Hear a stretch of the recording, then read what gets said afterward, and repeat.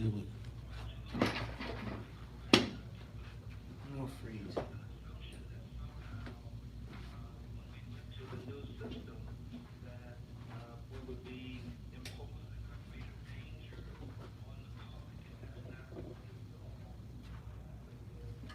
Stop that. No free airspace. Good. All right, y'all. Take a moment to share the broadcast.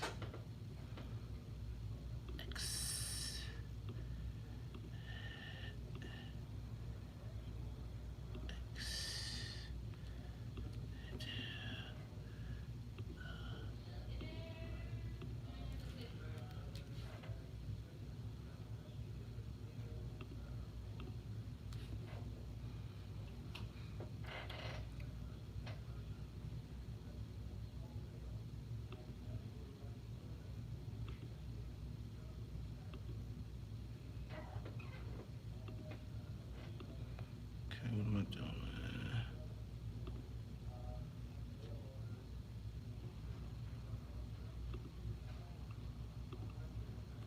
How y'all doing this morning?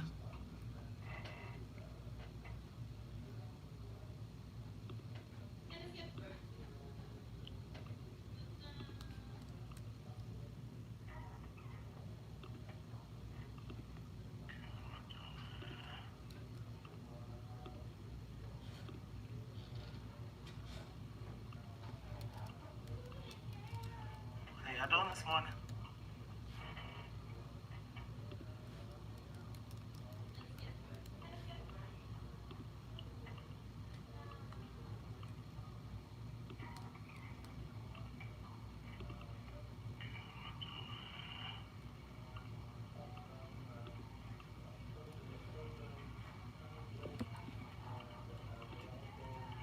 How y'all doing this morning?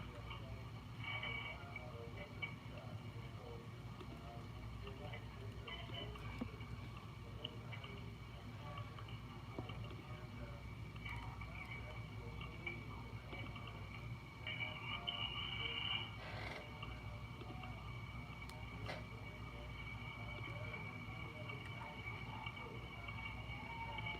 y'all doing this morning?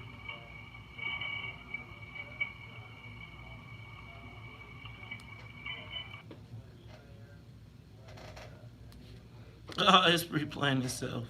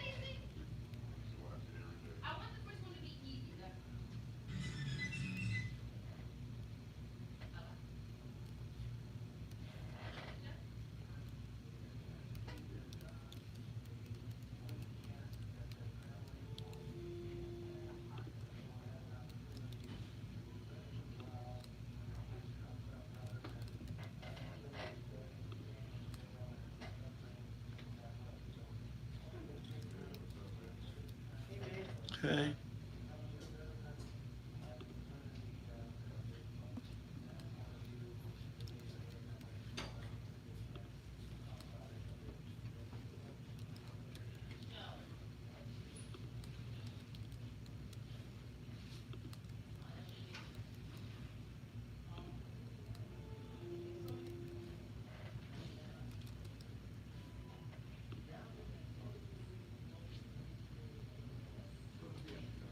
Wait, no. Hmm.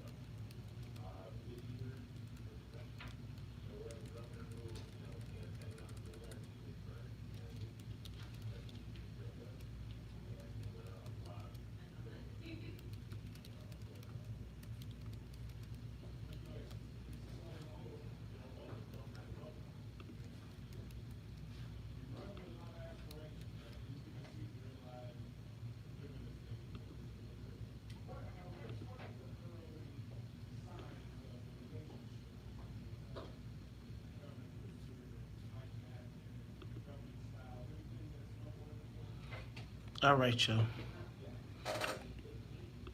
Almost there. Almost there.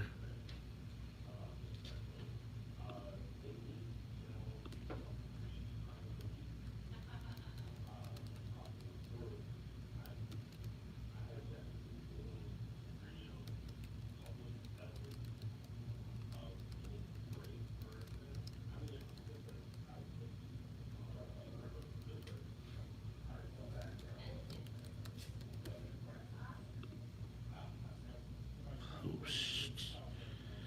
Now let's share.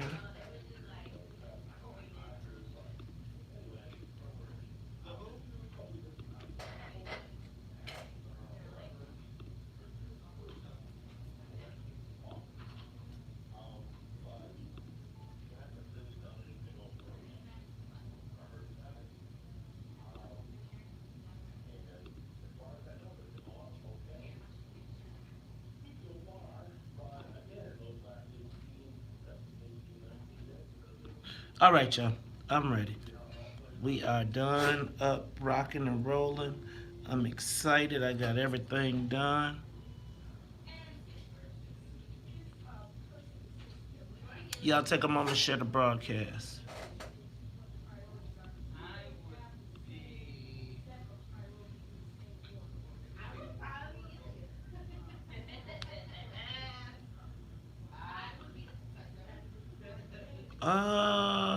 There it is.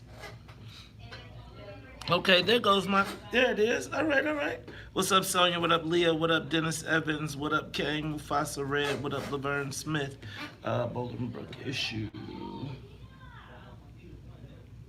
That's what I said. I'll be guilty.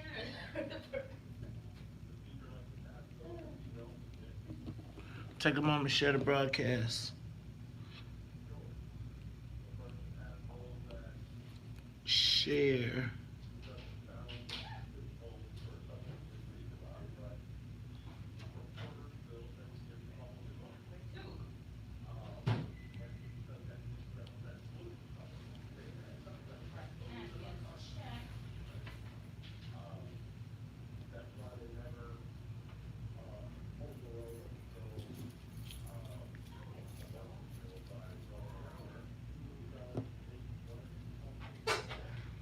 All right.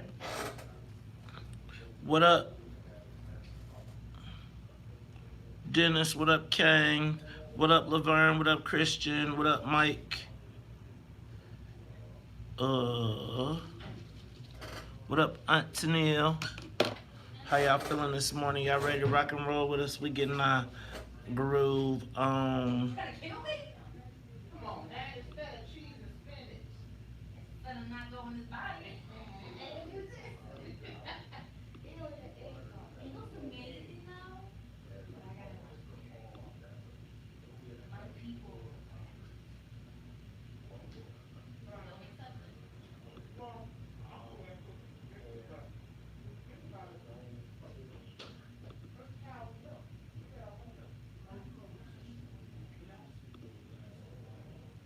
Did you all get your tickets to the What's in It for the Black People fundraiser?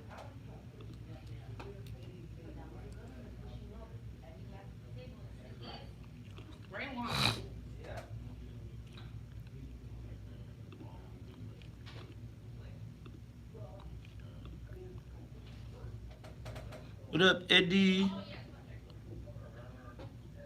Dang, what's up?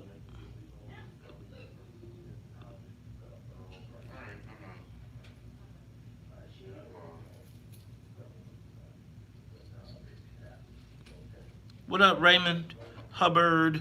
We actually did have response. If you pay attention, I actually reached out to the mayor, and we have started to see. We have not found the guy's name. We do know the child's name. I actually want to try and get them on air. I'm not sure if I'm allowed to say his name, so we're still working out the details. But fear not. I definitely reached out to the mayor, and if you notice, I posted on my regular page that instead of them deleting the comments, they've now started to be on the lookout. I think that the initial instinct is to sweep it under the rug and pretend like it doesn't happen there, um, as compared to confronting the issue. So, I think that what you saw happen yesterday was people paid attention, we raised the awareness, and now I think they get that they don't get to just sweep it under the rug. I remember just a few weeks ago they were talking about the Arab family that had a brick thrown through the window, and it was everybody, and everybody was looking for them.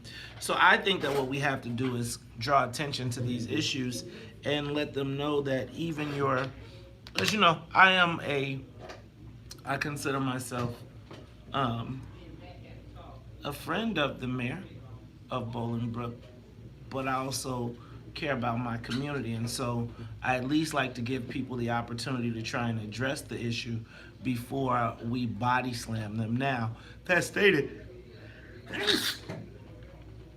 I don't know if it's our responsibility to go from Chicago to Bolingbrook and get them riled up as much as it is the responsibility of the people, the parents in Bolingbrook, to occupy that restaurant. And if we want to all have a meet and greet at that McDonald's and all drink water, I'm all down for it. But I want to take the Bolingbrook.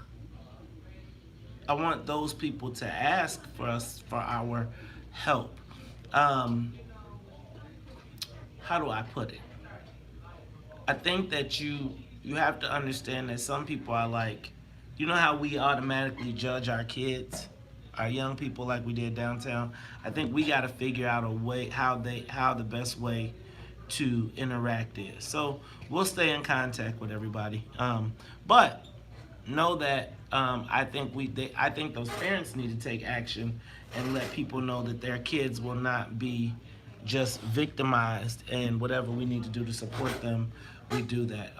I think the black elected officials in Bolingbrook, this is when you have to get off your ass and use your influence and your clout, and you have to say, look, the reason I'm elected is to make sure that these issues are addressed. If they can't count on you in times like this, then you can't count on them. Does that make sense? Don't be dotting me. Good morning. I'm going to get some coffee. Is that okay? Y'all ready? I'm so excited to be ahead of the game. All right, I'll be right back.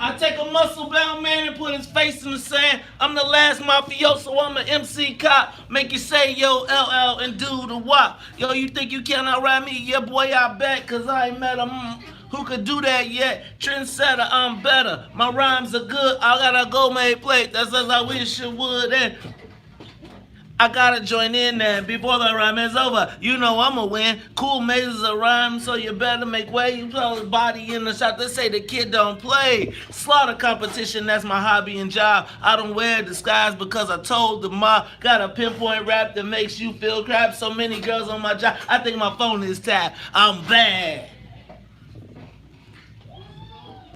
They getting down in the studio. Right, I couldn't. Y'all cut me off. Cool J.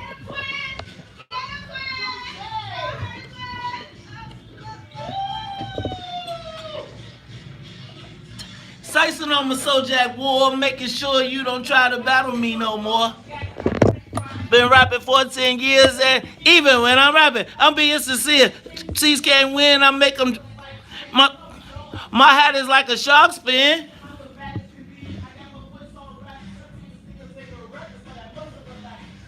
Shouldn't, and it'll be that way. The best rapper you've heard is LL Cool Maze. What I done?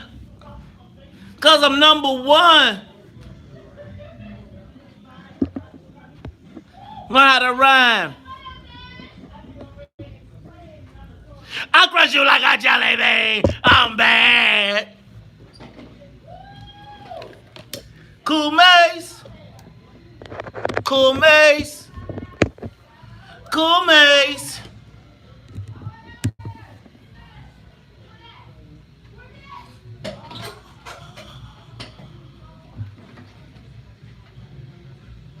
Punks cut them up in chunks. You a suture heard me and your ego shrunk. I'm a reign supreme. Me insane.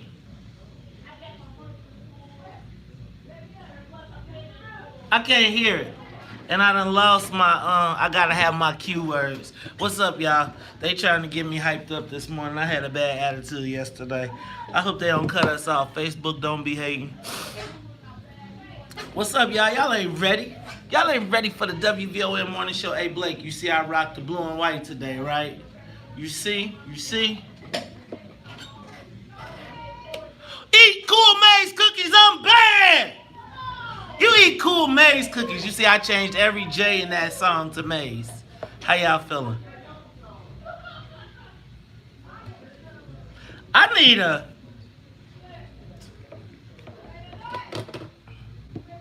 Can we get some imaginary... I'm scared if we do imaginary players. Can we get imaginary players in this beast? Man, I need some won't, won't, won't, won't, won't, won't, won't, won't, won't, won't, won't, won't, won't, won't, won't. What up, Blake? Good morning, Annette Flournoy. What they been drinking? Man, coffee. Y'all, we around this mug like...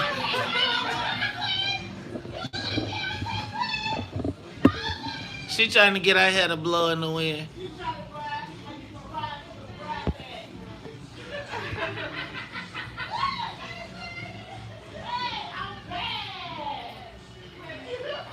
You musty! It's hot in here. They waking up. We gonna get banned before the show even gets started. Understand? Oh, man!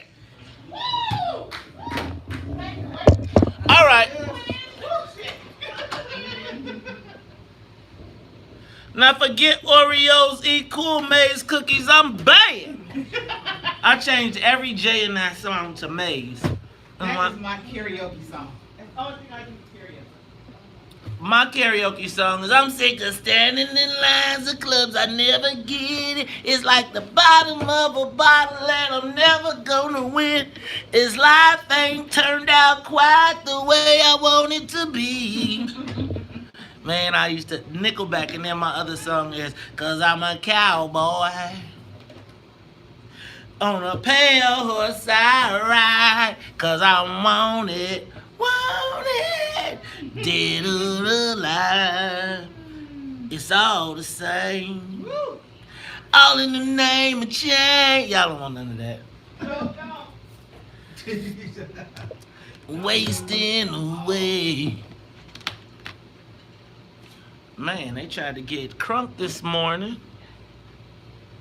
And the faces are so cold.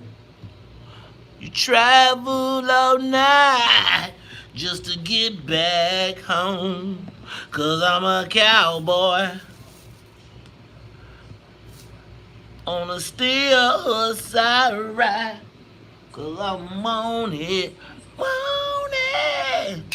dead or alive. Featuring a rotating panel of South Suburban men.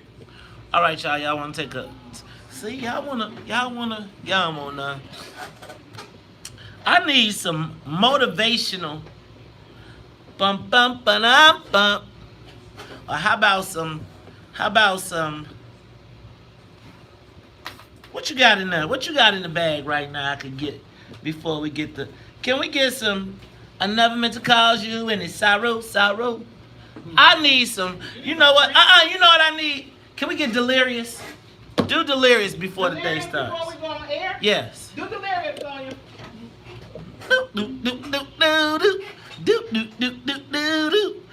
Senator, I gotta get a piece of that electric money, man.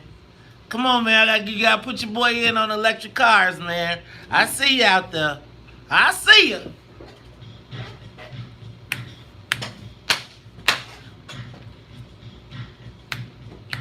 Y'all don't know nothing about that. Todd, you speak to us this morning. No, you, I didn't want to interrupt. We having morning praise session. What y'all doing? Yeah, that's exactly what we're doing.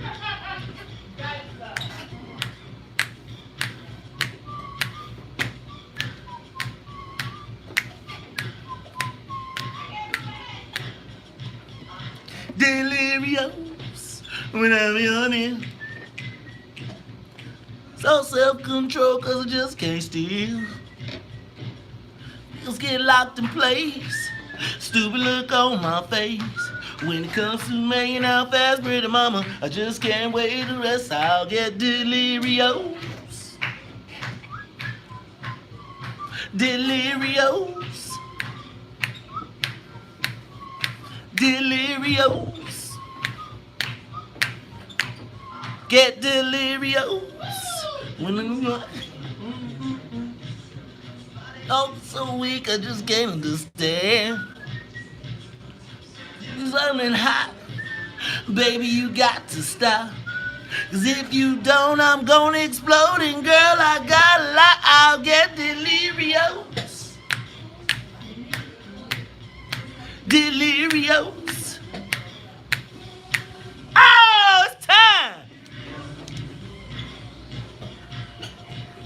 Get delirious. You're near. Cause I just can't steal. Much to take. I can't stop, I ain't got no brakes. Girl, you better take me for a little ride up and down, in and around on your legs. I'm delirious. Uh-oh. Todd, sing it. You get me delirious. You're delirious in here. Yes. This how you do your makeup. Delirious. Morning praise. This morning praise. Come on, y'all. Dang, man, we done turned it up. We should have flipped it to delirious this morning. That would have shook everybody up. Yeah. Shouldn't so very much from what it used to be. There's so much hatred, war and pun. I am from Bolingbrook. Ah! Whoa! Oh! Wake up all the teachers, time to teach a new way. Maybe then they'll listen to what you have to say. They're the ones who's coming up, and the world is in their hands. When you teach the children, teach them the very best you can. Come on, y'all. Come on.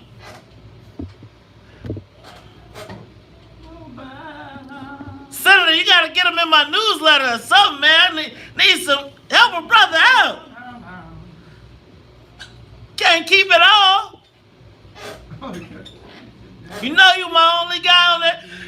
Good morning, Chicago. Wait, I did it wrong. Wake up, Chicago. Wake up, world. This is the WVON morning show. You know what? We had morning praise this morning, and I got a testimony. I'm delirious, and I'm bad. Let me tell y'all what. This is the WVON morning show, and I don't know what happened this morning, but we had a hip-hop R&B praise and worship section. I had that is the Sonia Escobar wake up turn up. Look, I came out, you know, I come out my cave. And when I come out my cave, I came in here and Sonia was already turned up. She was wiping the windows down. Next thing I know, I hear, no rapper can rap quite like I can. And the next thing I know, we talking about bad. Then Annette come in like, what they on? And then, right, I was gone for one day and they done changed the whole format up. And then Todd comes around the corner and Todd is looking curiously until we play Delirious by Prince, and then Todd breaks out all the words and does his thing. Hey, y'all, this is the WVON morning show, and we are not a music station. This is Black Talk, all day, all night, 24 hours a day. But we do turn up sometimes, and so let's get this thing cracking. What's up to my man, Todd Stroger? He is the co-host. Todd, how you feeling this morning, man? Hey, I got up more of a mom said knock you out this morning, but hey, that's cool. You know what? Well, we might have to find some LLs because that Mama Said Knock You Out. You know what the Mama Said Knock You Out album was the resurgence of LL. Because remember, he dropped that Walk Like a Panther, and everybody was like, uh-oh. Looks like LL's falling off, and then he came. Didn't he say he didn't go anywhere? Isn't that I can't remember. Yeah, he tried to say, man, he did I went to a LL Cool J concert one time like 10 years ago, and he did like an hour and a half concert, and by the time he was through with the hour and a half concert, we were all like, oh my God, we had such a great time. So he walks off the stage, and so everybody, you know, the lights come on, and then he walks back out and says, oh, y'all thought I was through? I'm just getting started. This fool goes on and does another hour set, and it's all new songs, and it's like everybody knew every word of every song. You know, hey, you know what? When I go see somebody, they do 45 minutes and they going. See, Todd, that's because your guys are geriatric when you go see them. They like, my nurse is waiting. All right, y'all. That was my co-host, Todd Stroger. Let me get this thing off the ground, but before we do this, we got to say what's up to everybody. What's up to Annette Flournoy in the newsroom, back in the newsroom. Annette, how you feeling this morning?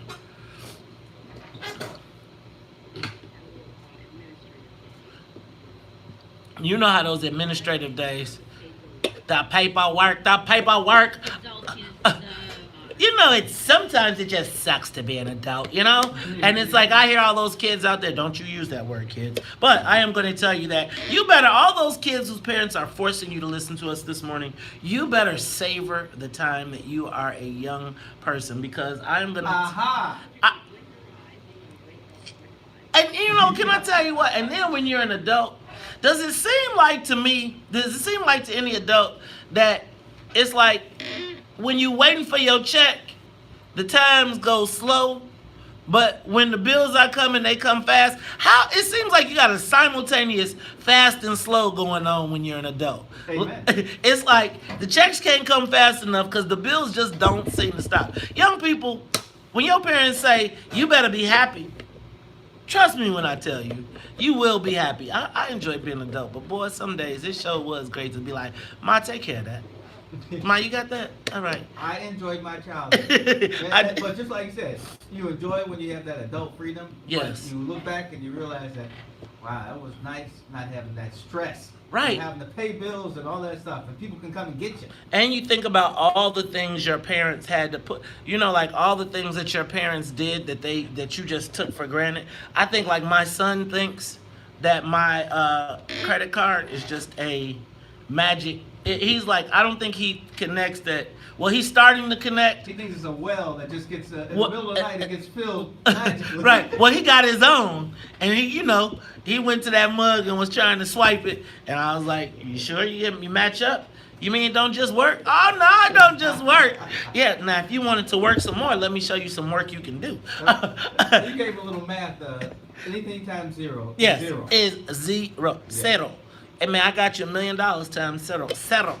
All right. Got to say what's up to the rest of the WVON Morning Show team. Got to say what's up to the Wonder Twins, Sonia Escobar and Sonia Tompkins. How are you ladies doing this morning? Good morning. I'm doing great. I'm delirious. Oh, get delirious. You know what? I seem to enjoy naps now. Before I used to beg to go out past 9. I'm home before 9. You know what? Aha. Enjoy it. Let me tell you. Can I tell y'all what? I used to pride myself on being a night owl. It is like I could get home. I got big plans. when I get home. I'd be like, baby, all right, first get Chicago Tonight. Then we're going to watch the Muhammad Ali special. Then we're going to watch all the stuff we missed. And by the time Chicago Tonight gets to past Carol Marine looking at people crazy, I'd be like, and then I wake up. And and it's like, Carrie be like, I'm going to bed. I'd be like, oh, wait, I wasn't asleep. Let me tell you, right, I was checking my eyelids for holes. That's what I used to say. Oh, I've been watching the same movie for like 3 days. I'm going to get to the end of it eventually. I think, you know what, Todd, and that's why, have you seen these new movie theaters they're putting beds in? First of all, well, let me start by saying that. First of all, I ain't never laying on no bed in no movie theater. Y'all nasty. I could just see y'all. Right, in the high ends, that's even worse. Because, they be thinking all the worst stuff to do. They be like, aha. Man, can you imagine the smell in that movie theater? Oh, my God. You got cotton. Watch the blanket. Latex. You're gonna be smelling latex. Oh nah, but I'm just saying, man. Like if they but let's just pretend there was some sanitation with this. Okay. The concept of me going to the movie theater and getting in a bed to watch a 3-hour movie in the dark is like a recipe for failure, but it probably is a cash cow. I thought you were just, kind of making something, but you being a real bed. No, they're making double beds in the. With 2 people. 2 people lay next to I each thought other. You were talking about that lazy boy. Oh, no. I'm telling you, you got to be careful with the lazy boy type chairs. Wait, man, you sit right next to the wrong people. You'll be like, what?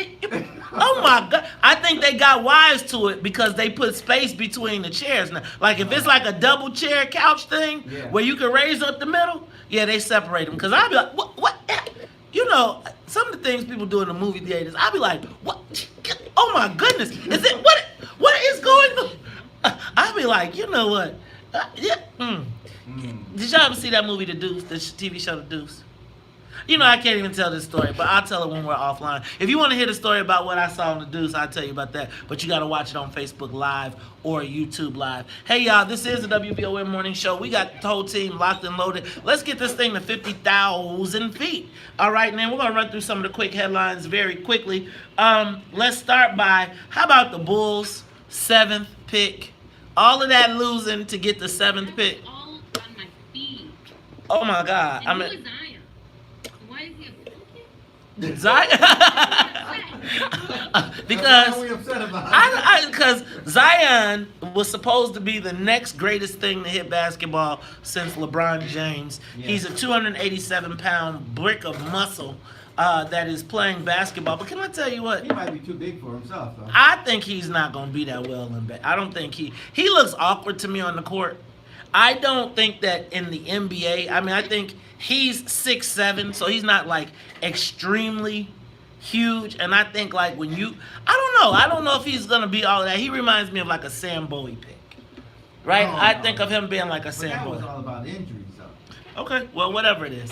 We'll talk about it. All right, check this out. What's up? Okay, Todd, we got to consult Tony Preckwinkle. Did you see she picked another fight?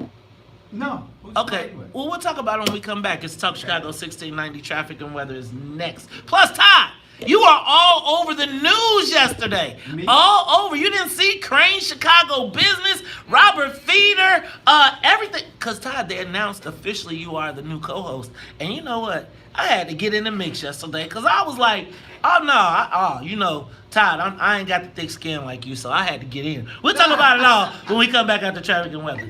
More of the morning show. Yeah, so yesterday the press release went out. And so it was in all, you should set an alert. I You was should just thinking, I guess maybe I should do that. it should set a Google alert for your name because you'll probably start to see yourself. And they talked about a bunch of people who made the transition from politics to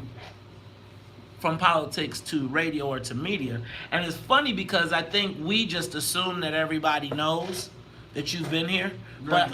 but in the mainstream, a lot of people didn't. But so it was like I felt like Feeder did a really good job of telling the story and running a press release and commenting or whatever. It was kind of like Ty Stroger's back. It was like I felt like it was a good mix of stories. Mm-hmm. He's a Sun-Times guy, right? He's no longer, he has his own blog, but like even Greg Hines, who I feel is really snarky, He was is snarky. still like, suggesting maybe you can get some real answers to some questions, etc. But then, like in the comments, so I tend to read comments, and so it was like I these. learned never to read comments. I read People them. are crazy. So there were people saying some stuff, but I was just like, yo, hey man, and speaking of that, some of y'all can go to the Feeder column. It's on my page, and y'all can feel free to touch up some of the white guys. So it was like a couple of the snarky comments, but then like the den be like, hold on, what you say now? Right? Like, hold on, what? You better, have you listened to the show? And shout out to my girl, Rose Dean, because you have a white woman who was a Joe Walsh follower who now listens to the WVON morning show every day. And she was the first person to defend you before I could even get in it. Oh, wow. It was so, I think it's going to be a great, I'm excited. I think we got to set up a photo shoot of our own. So we can have, what? I hated that picture. Get out, why? I thought, because I felt like I looked like terrible. Like, I have way better clothes than that. And it's like, if there's going to be, like, I'm saying, like, Zsa-zsa. if I knew it was going to go like, but you say, like, again, if you know, here's my thing. If you know that millions of people are going to see a photo or whatever, you just want to control the image that hits the news. And I think, like, we should just do a photo shoot that we'll set it up. I get that. We could do a couple different looks, do something for, I think we should do like a hip hop look. Like, I Run think we should DMC. do, right, like a Run DMC, Oh, like, Houdini? but like some, like a couple of few Houdini's too far different, off. Nobody understands. well, nobody would know Houdini, but I Yeah. think if you did like Yeah. the big chain, we did like Adidas sweat shoes, suits with, and you know, like the fedoras. I think that would be with the big dookie chains. I think that would be funny, and we could do ads. Plus, we could figure out like we could do a bunch of them. But I think we need to. That's part of what I want to talk about on Friday. What happened to the broadcast, y'all? Yeah. Unfortunately, I can't. I'm trying to figure out how we can do Huntley and Brinkley, but I don't think that's possible. Who is Huntley and Brinkley? You're so young. They were actually probably towards the tail end when I was there. Huntley and Brinkley were, I think, on Channel 5, and they did the national news, but they did it in two different locations. Huntley was like in New York, and Brinkley was like in California. Okay, we're back. Come on, man.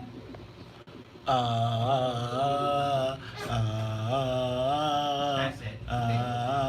Don't call it a comeback. I've been here for years. Suckers in fear. Like a monsoon, bass go boom explosion. I'm towering. Make you call the cops. Senator, I gotta get you to support the fundraiser. Come through tomorrow night. Slice and dice, competition's paying the price. I'm gonna knock you out. I'm gonna knock you out. I'm gonna knock you out. Mama said knock you out. I'm gonna knock you out. Mama said knock you out. I'm gonna knock you out. Mama said knock you out. Don't you dare, this a regular jam. I'm gonna take this itty bitty world by storm, and I'm just getting warm. They called him Cassius.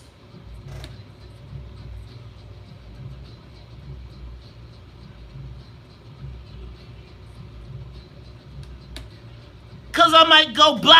How you like me now? Allow.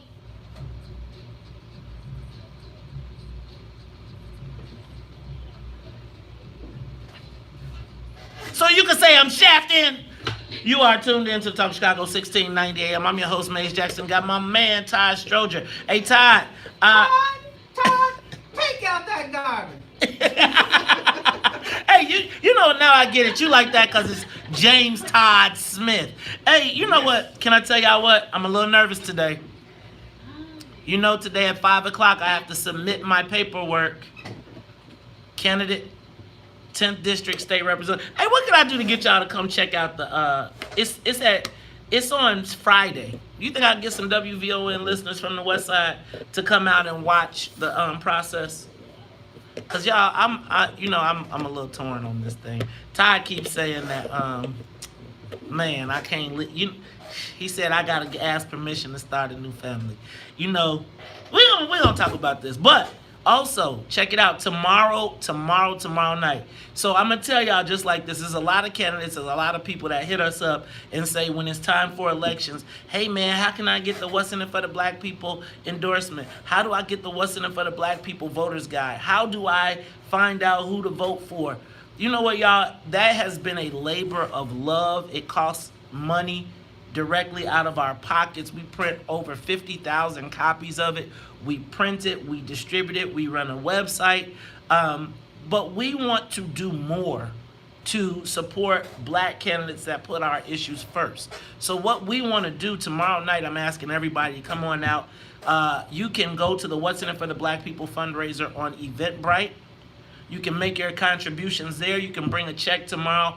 I don't care what level you come in. I don't care if you got $5. I don't care if you got $1. We want to see you out because we need to make sure that people understand that black self-interest will be heard and represented going forward. Not progressive, not everybody. Who is in it for the black people tomorrow night? We want to see you all there. All right, y'all.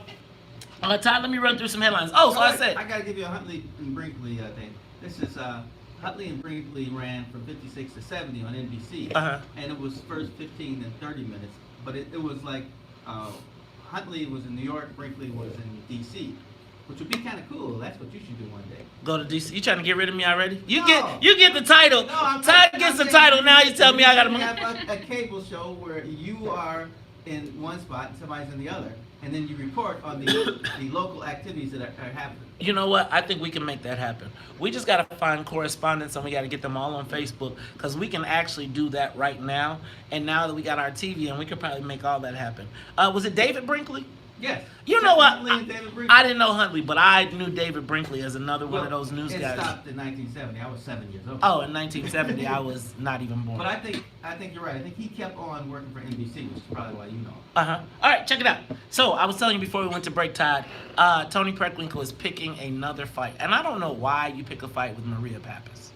Oh, why would you do that? Maria Pappas is she's Most Popular. The most popular. And then, Maria Pappas. So check it out. Apparently, she trying to get me to go do yoga with her. I wish I had not. I could have used some of that to get off stress. You know what? We need to bring yoga back. We ain't heard yoga in a while time. But let me just suggest this. Tony Preckwinkle is advancing a bill that would remove the Cook County Treasurer from the pension board and allow Tony Preckwinkle to appoint the people that she wants on the board. Now, first of all, I don't know why you pick a fight with Maria Pappas, who has got to be one of the most popular elected officials in the county. Like, nobody even bothers challenging her because they know she will mollywop you. She tries to save everybody on the taxes. And our girl, Kim Foxx, has an election. And we need every ally possible. Why go tick off the Greek money, but not only Greek money. And why does she even, what makes this fight, I don't care who she's fighting, what makes this important? Because she wants to control the pension boards. But I guess my concern now is that, again, it just seems like instead of... That's only one person, though. The rest is all elections. But you know how you control things. You win elections. You don't start fights with people that you're going to have trouble with. And let me tell you, Maria Pappas can be trouble. Maria Pappas, didn't she just win? So yeah. She's got a whole... So do you really want to have a media darling? Because let me tell you, Maria Pappas had a shirt on yesterday, a t-shirt on, said I ain't going nowhere, and it was on every TV station everywhere. And it's like, right now, Tony Preckwinkle needs to worry about rebuilding her popularity and buttressing her support. Because if she keeps picking at people, everybody will go out the back door. And again, she already saw it happen before, and she will be the empress with no clothes. I already think she's like almost, like right now, she already had the Siri moment, the shame, which was this last election. You would think that after that, it's like, pick a new target. Leave Dorothy Brown alone, leave everybody alone, and focus on building positive relationships so that Kim don't have to be paying the price for you. I'm just going to say. All right. You saw that Mayor Lightfoot met with the alderman yesterday. I am hearing that most people, she's going to issue an executive order banning aldermanic prerogative, but it's not as bad as people think. It's really on sidewalk cafes and things that impact small businesses. It will not be zoning. Speaking of zoning, I was reading in John Cass that they are rumored to be she is rumored to be considering Pat Dowell as the zoning committee, as the zoning board chair. What I would like to say is, to all, you know what, I'm not going to even say, I say take it, but I'm going to tell you like this. The zoning people tend to go to jail, especially poor zoning people, especially people who do not have multiple millions of dollars. If you cannot control all of the people that are around you in your staff, and the people that are clearly associated with you that have a relationship, you should be very careful taking on zoning because you will wind up paying the price for your staff that does not know or that says, Did we get zoning? Because zoning is a tempting place, and you see what happened to Danny Solis. All right. Senator Sandoval. You see Senator Martin Sandoval is proposing $1,000 tax. Yes, I saw that. Now, I don't even have an electric car, but I'd like to have one. Monday. I want to give me a Tesla, but I was like, $1,000? You mean to tell me? That seems like it takes away all the savings. Yeah, Now, they're trying to get people not to buy him. either that or he's Yeah, who's he working for? Keaton? or it could be that he is engaging the electric car company into this gas debate because they've been sitting on the sidelines. Now, by doing something like this, it draws them into the mix. It means that now they're probably hiring lobbyists and all types of people to protect their interests. Hey, Senator Sandoval. That is kind of cool. Right. As long as there's some black ones. Hey, Senator Sandoval. Just so we clear here. Everybody gotta eat. Everybody gotta eat. We see them car. I was watching, and let me tell you, the car company, the electric car companies, they need help. Cause I was watching the APR guy yesterday. Oh, he was terrible. Oh, he was terrible. He needs some help. And it's like they gonna get ran over. Plus local 150. You see I did that right there, and it just came to me. And local 150 is in it too? Yeah. Oh, dog. Y'all about to get ran. Y'all better step it up. All right, it's Talk Chicago. When we come back, social media question of the day. Will the Black Caucus, what role will the Black Caucus have over the next 4 years? We'll talk about it when we come back. Live from the WVON newsroom. Yeah, dog. See now, I'm gonna tell you. I wish there was a black legislator that thought about all the extrapolations. See, now right now, isn't Marcus Evans over? Marcus should take the bill. Transportation? Yes. Yeah. So Marcus Evans should pick up the bill, agree to the amendment in the House, and now you got two people. Sandoval will line up all the Latino lobbyists, and Marcus could line up all the and right now they ain't got none, so they probably, let me tell you, man. I see. Hey y'all, don't forget we got Illinois NORML coming on today too. I'm gonna tell y'all about this what's in it for the black people stuff. People be killing me. Todd, you got the camera. Yeah, you're right. Every time something new comes up, it is something that feeds a lot of people. The question is, who is it going to be? And as I'm probably talking to the choir, but Dave is absolutely correct about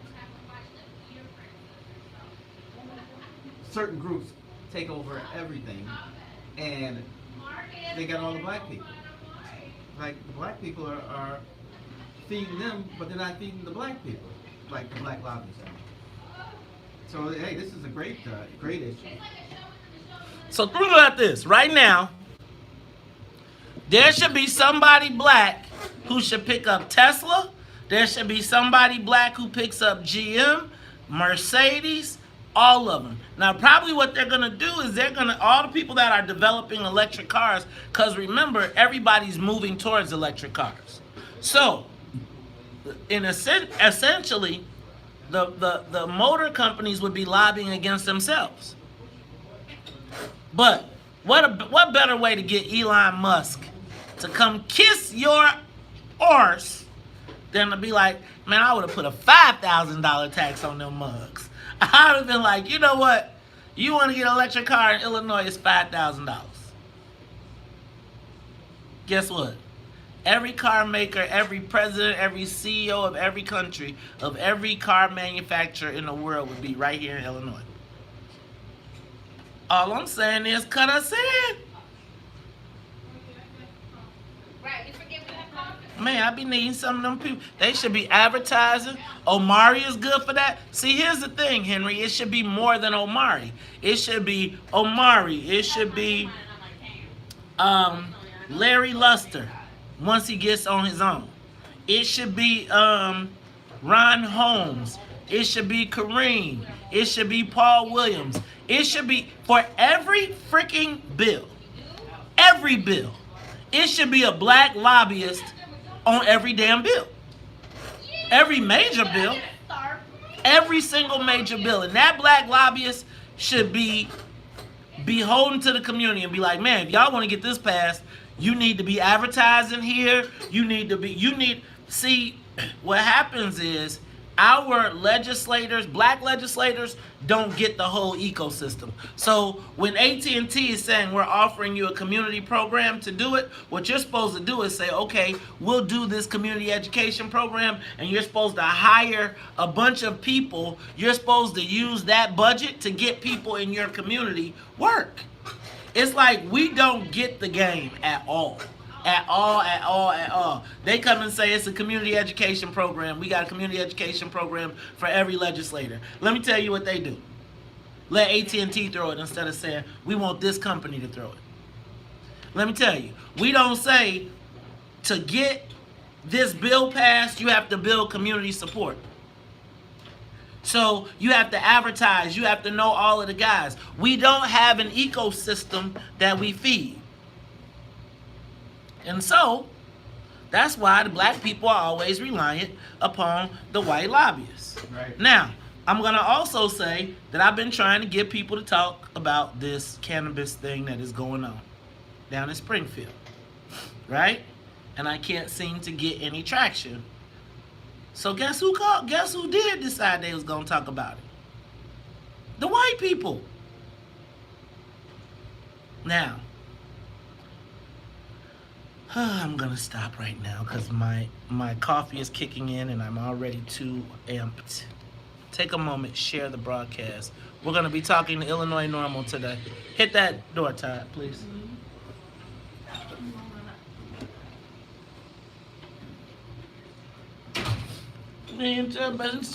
Oh! Hand in hand, you and I. Let's cherish every moment we have been given whilst time was passing by. I often pray before I lay down by your side that if you receive your calling before I awake, could I make it through the night? Cherish the love we had. We should cherish the lives we live. Cherish the love. Cherish the lives. Cherish the love. Cherish the love we have. Oh, long as we both shall live. Cherish the love, cherish the light, cherish the love. Whoa. You are tuned in to the Talk of Chicago, 1690 AM. I'm your host, Maze Jackson. Man, you love that pop Cool in the Gang, huh? Hey, man, I love all of Cool in the Gang, man. Let me tell you. Do you know what my... I'm excited with the JT. JT was the man, bro. Remember when he sang, Joanna? Man, because... Yeah, so you like the kind of 80s version. Yeah, that's the version I know. Let me tell you, Kool and the Gang was one of the very few groups that I could listen to in the Jackson house that would get a pass, because they had Celebrate Good Time. So Reverend Jackson be like, it's all good. You can listen to Kool and the Gang and Michael Jackson. If you had a Jerry Curl, you was good in the crib. If you did not have a Jerry Curl, we could not listen to you. Oh, and we could listen to Boy George. We could get like some I Tumble For You, right? And then, you know, like, we could, like... You can listen to Boy George? Yeah, because, you know, you see, Boy George was like harmless. It was like, come a chameleon. Yeah, I get the song. They but come and it go. was so weird They come and looking. go. I figured they were like, wait a minute. Hey, man, you know, that's before you really knew. See, I didn't even believe... Oh, see, Oh, you but know. that's just See, that's just wild. That's just- that's a little different. you know, the 80s was just different, man. That 80s was different. All right, y'all. Let me get back. Let's get to the social media question of the day. Hey, I don't have a call screen, by the way. As we prepare for a new era in Chicago politics, guys, I'm trying to determine, will things remain the same or will they change for black people? And although we've lost a tremendous amount of population, it seems like, Todd, when I do the math, we've gained political positions. Right now, think about it. There are 20 black aldermen in the city council right now, more than have ever been there, but they've become eerily quiet to me during this new election cycle, with the exception of a few, particularly Alderman Anthony Beale, who is going hard. It seems like he's going hard at at Lori Lightfoot, who seemed to strike back a little bit at him yesterday. There was a big meeting of the Chicago aldermen as they were coming to Mayor Lightfoot's transition headquarters, and she was kind of breaking down what was going on and what her expectations were, and just everything. But what I was, he sounds like he's trying to let her know that there are seasoned aldermen who know what goes on in the city and know more than what you know, and you need to talk to us. And it seems to me that Alderman I think he has a team, or he assumes that he has a team, but I'm not sure if he's got the team. You know what I mean? Like, it seems Like, every time you look back, they seem to have gotten further and further. right. Like, wait a minute. It seems to me like what's happening is he's walking out on the plank, and nobody else walked out on the plank too, because they all trying to save their own scenarios. And so now he's out on the plank talking, and she was like, I don't seem to be having a problem with anybody but a few people who are talking loud. But we haven't heard from very many of the powerful, other powerful black aldermen in the city council, right?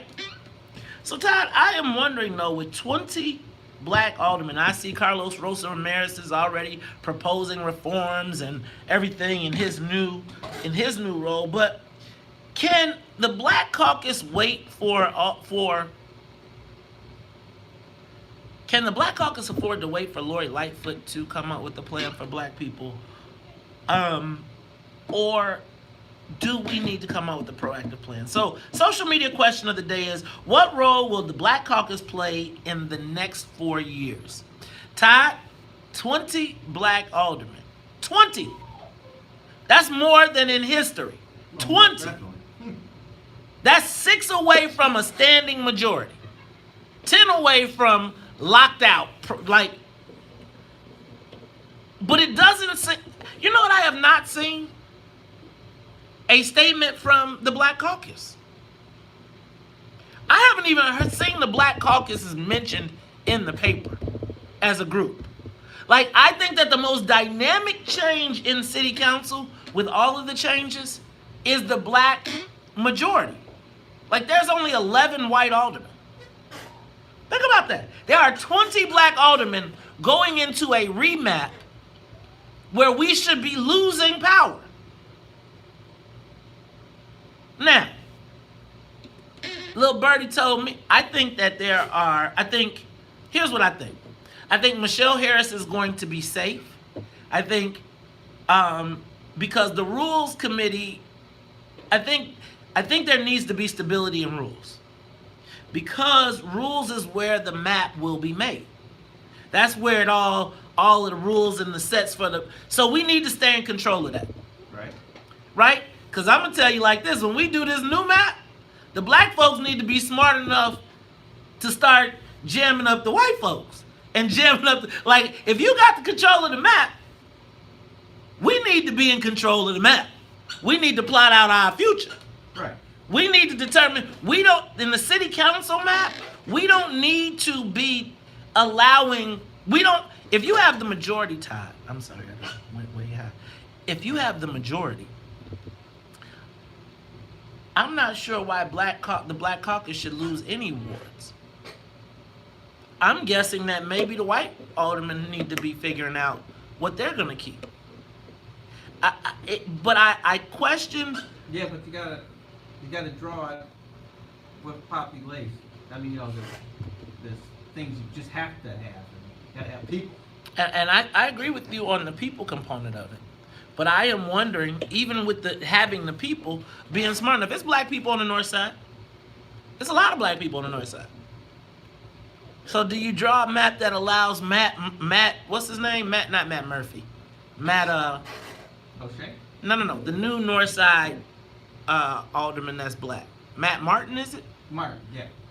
So do you draw him a ward that gives him an advantage in the North Side so that we got a plan in the North I Side? don't think you could. I don't think. You put the Africans, you get all the Africans. Well, anyway, let me stop because I don't want to get caught in that part. Here's what I'm asking. What role will the Black Caucus play in the next 4 years? Will they be part of solving our problems? Or will they wait for someone else to do it? I am asking, you know what, Sonia, see if you can get the chairman of the Black Caucus for us. He always is good to call in. I want to know what's happening with the Black Caucus. Are they organizing? Are they going to keep the same leadership? I know that the Progressive Caucus is organizing. I know that the LGBT Caucus is organizing. I have not seen any mention of the Black Caucus at all. Give us a call, 312-374-8130. I'm going to go to the phone lines, though, real quick. Let me talk to Shauna. Shauna, you want to talk Chicago? 1690. What role will the Black Caucus play in the next 4 years? May first, before I say anything, I love you. I'm telling you, I didn't like you a couple of years ago, but I like you. I tell you, I'm getting to like you, but I like y'all too. They gonna play the Sambo role. That's the role they gonna play. Dang. They gonna do everything in their power to ensure that Lord Lightfoot does not succeed, because that's the kind of people that they are. They don't even care about the black people succeeding in their own neighborhood. What makes you think they gonna do anything to help this lady succeed and help black folks? That's not part of their plan. Their plan is to make money and care less about their constituents. That's it. These black arguments don't care nothing about the black community. They don't. And I wish you stopped acting like they do. Dang, Shauna, I thought you had first you said, I didn't like you for a couple years ago, but now I like you, kind of, sort of. But you better stop. I got to be optimistic, Shauna. Shauna, I can't, you know what? I went somewhere the other day, and this guy, I was at the Dalton swearing in, and the guy was like, man, you that guy, Maze Jackson. I used to listen to your show every day. I used to. Right, I was like, you know, he was giving me big ups, and he was giving me pounds, and he was excited. And I was like, you used to? And he said, yeah, man, I listen to you, man, and I just think the world is coming to an end. I needed some positivity in my life. And I was just like, dang, brother, I don't want you to think it's not positive. I just want y'all to open your eyes. Open your eyes so that you may see. Isn't there, give me the time to open their eyes. That we need to come back to that. This is Talk Chicago 1690. We'll be back after traffic and the weather. More of the morning show with me. That's a good question, though. Where are they? Or do they feel the need that they have to make a statement as a group? I think they should. I mean, the black community is in the whole world is changing. Yeah, the whole world's changing, so Can you play Open Their Eyes? they gotta be involved in it. it's a And the only way you're involved is you gotta make a statement. You know, black people tend to play a lot of defense. They need to be on the offense now. And, you know, say, no, this is what we expect out of this is what we expect out of the mayor for our communities. We've got big economic needs. We need her help. There to be all of them standing around saying that. South Side and the West Siders.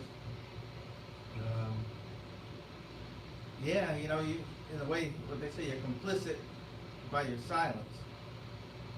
They don't say anything, you know. You get nothing. Closed mouths can't be fed. So yeah, I think they ought to realize what they have as a group. I'm pretty sure right now they're all working to see what their individual strength is, but you know, that group thing can't be beat. Yeah. If you can go on in anywhere and say, look, on the big votes, we have to stick together. And that truly is the power of making your own committee chairs too.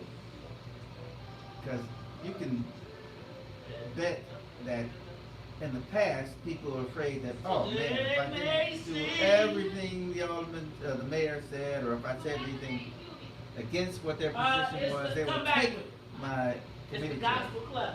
But when you are part of the group, and if the 50 decide that you are the committee chair, it gives you more freedom to say what you really think and work with the mayor. It's like, look, man, everything can't be you come to me and say, I want you to help me with this. I've actually got a big ass that needs to be done. And that's how you get things stirred in the neighborhood. 20 people say, look, we're not doing anything until we figure out how to move some of that TIF money to this development on the west side. And then it you know, everything should stand still. But without the ask, it's not gonna work. Gotta have some kind of unity. Show some strength. And to be honest with you, the other groups on the outside, the progressive group and whatever other Hispanics, what other caucuses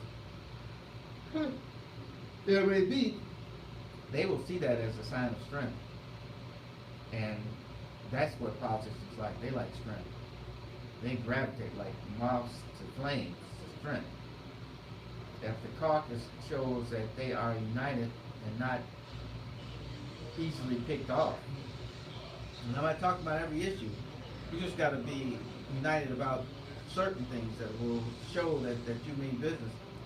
Everybody else will come along with it. They'll be like, hey, I want to be with you guys. And then you get some groups to add on. All of a sudden you got It's on. 26 votes. But it's got to be you got to start. See to buy. Let's go, my mama on Saturday mornings. No.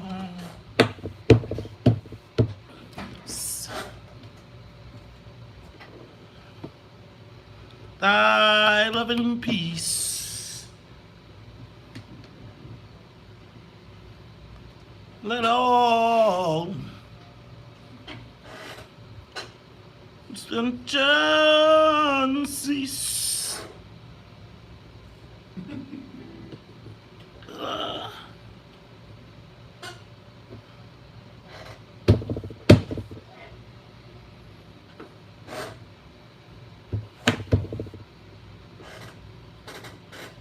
Stop.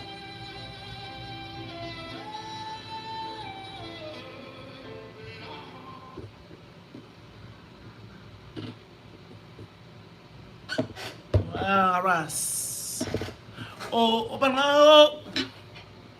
Open our eyes. Has given us hills and mountains. He has given us level pain. He has given us ranch clothing, shelter, storm and rain. Real good. You are tuned into the Talk of Chicago, 1690 AM. I'm going back to church. That is Saturday morning, cleaning the church, cleaning the house. But I say, Father, open their eyes. You know, I think sometimes we don't see the power that we have that is in front of us. Todd, we got 20 black aldermen. 20. Regardless of where they come from, how you break it down, who they mixed up with, LGBT, black, north side, west side, south side, we have right now the power to change our trajectory in this city. But what role will the Chicago Aldermanic Black Caucus play in it? Todd, I have not heard one word since this new historic election. So as we move into a whole new era of Chicago politics, first black woman, did the Black Caucus, I'm saying, like, is she part of the Black Caucus? Is she a black woman? What does the black community get right now? What should we expect? What role will our Black Caucus play? Let's go to the phone lines. Anthony, you on Talk Chicago. Good morning. How are you? I'm all right. That's good. Uh-oh. We have 40% of the seats down there in City Hall, right? Hello? Yeah, I'm here. I'm ready, Anthony. Okay. But you're sitting there going with the premise that 11 white all still hold seats, right? Yep. Okay. Have you looked at the 14th ward? Uh-huh. That ain't a white ward no more. That's a No. Hispanic ward. Yep. Oh, okay. And there's a few of those wards. You see what happened in Okada? There's a few of them wards. They ain't white no more. Whose wards are they? Uh-huh. That's the question. I'll get back with you. Okay? Anthony always be like, well, you got a bubble. Give me my pen so I can pop it. Let me go to Katie. Katie, you're on the top of Chicago, 1690. What role will the Chicago Aldermanic Black Caucus play in the next 4 years? I tell you, they're a huge letdown. I don't know if they got the backbone and the talent to lead us. We should run this town, and I think we have too much dead weight. And I want to say, I liked you from day one. Who couldn't when you was telling us what was going down? I'm gonna just tell you. See, Katie, I don't understand like why everybody isn't counting and walking around like we should be a mob right now. We should run this town like it ain't never been ran before. I think that if we don't see it though, if the Black Caucus, they need to get in a room together and they need to see how big and how many of them there are. We need to be able to, they need to look around and be like, damn, it's a lot of us. Like, if all of them walked out of city council, could they get a quorum without the Black Caucus? Like, they really couldn't do anything without they could try it, but they would risk a whole, you know what, Todd? That's why I can't wait till we talk to your guy at 7:30. Talmadge, what's his name? Talmadge Branch? Yeah. I thought that was tomorrow. This today. Oh, okay. The Maryland legislature counted. Right. They said, but you know what? We're going to stop talking and listen to what the white folks say. Pretty much the same numbers. Right. We're going to count. We are going to count. All right, let me go to Ron. Ron finna let us have it too. Ron, you don't talk to Chicago. look, Ron winding up. Man, they not going to do Like that last call, I love you, day one. Hey, look at, man, why were we expecting things different, man? In particular, man, we dropped the ball. I kept telling people, it doesn't matter who the mayor is going to be. If we do not vote those aldermen out, in particular, Austin, Michelle Harris, Sawyer, the 34th, that clown. But I'm telling you, man, it could be 40 black aldermen down there. With that bad stuff, and they disrespect, because last year ago, they did nothing for us these last 8 years, and we voted them back. So, man, what incentive is this for them to do for black folks? So, you know, again, black folks will continue to get nothing, just get their butt kicked again. Have a good day, man. Ron, you got Brother Hall, you got the last call. Brother, go ahead. Thank you so much. Yeah, I agree with the last two callers. Let me just say this right quick. You know, at this point, if we know they got 4 years in there, I think we need to be about the business of organizing. We don't need to beg or none of that. We need to be about the business of organizing, even if it means shutting the alderman's office down. Man, let me tell y'all what. It's the Talk of Chicago, 1690 AM. All I want to know is what's the role of the Black Caucus. Don't nobody got to be mad at me. I just want everybody to do well. I want y'all to be strong. I want y'all to be, as my sister Karen says, I want y'all to be the kings that you are. It's Talk of Chicago. We'll be back after traffic news and the weather with Illinois NORML. Chicago, and the voice of the nation is 60. Dang, I didn't know Alderman Sawyer loathed me. I thought we was boys. Who said that? Roy Royal. I don't know, but Roy says that the alderman loathes me. Load is a pretty, that's a tough word, man. But I can't speak on that. Maybe he does load you, maybe he just wants you to talk to him more or something of that nature. Who knows? Yeah, it's not like you need to be loved by the alderman. Just respect. Just like they need respect too. It's a two-way street, right? I respect everybody though. My thing is, don't be mad at me because I want to know what we getting. It seems to me that the problem is that people get offended when you question, when you just question. Like I just want to ask questions. Take a moment, share the broadcast. Take a moment, share the broadcast. Who's rocking with us today? What's up, Tamiko? What's up, Hassan? What up, Johnny Diggs? What up, Salim Muwakil? What up, Tamiko Holt?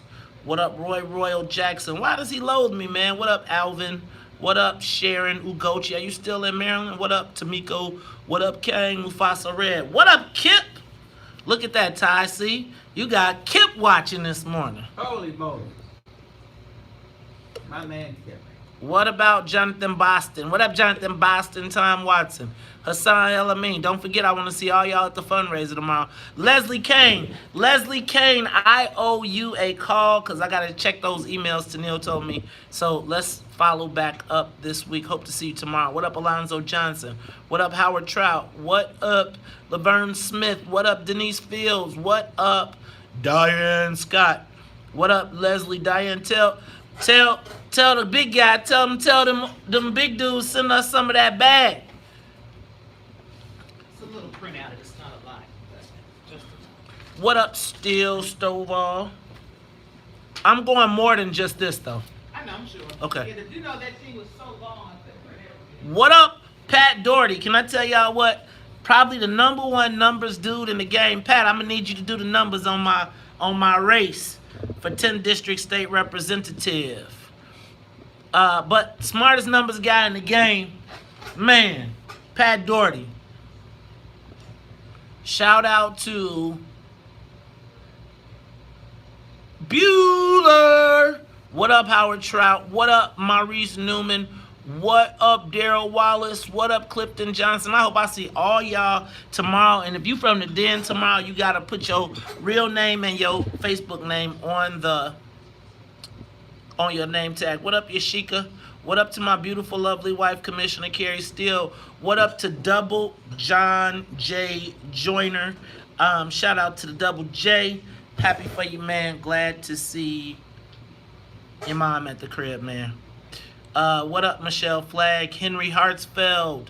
What up, Sean Lett? What up, Alice Rooks? What up, Nanette Doreen? What up, Joe Soul? Artie Richardson.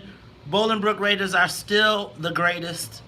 But I'm gonna give you a couple Romeoville props. You know, I ain't gonna hate.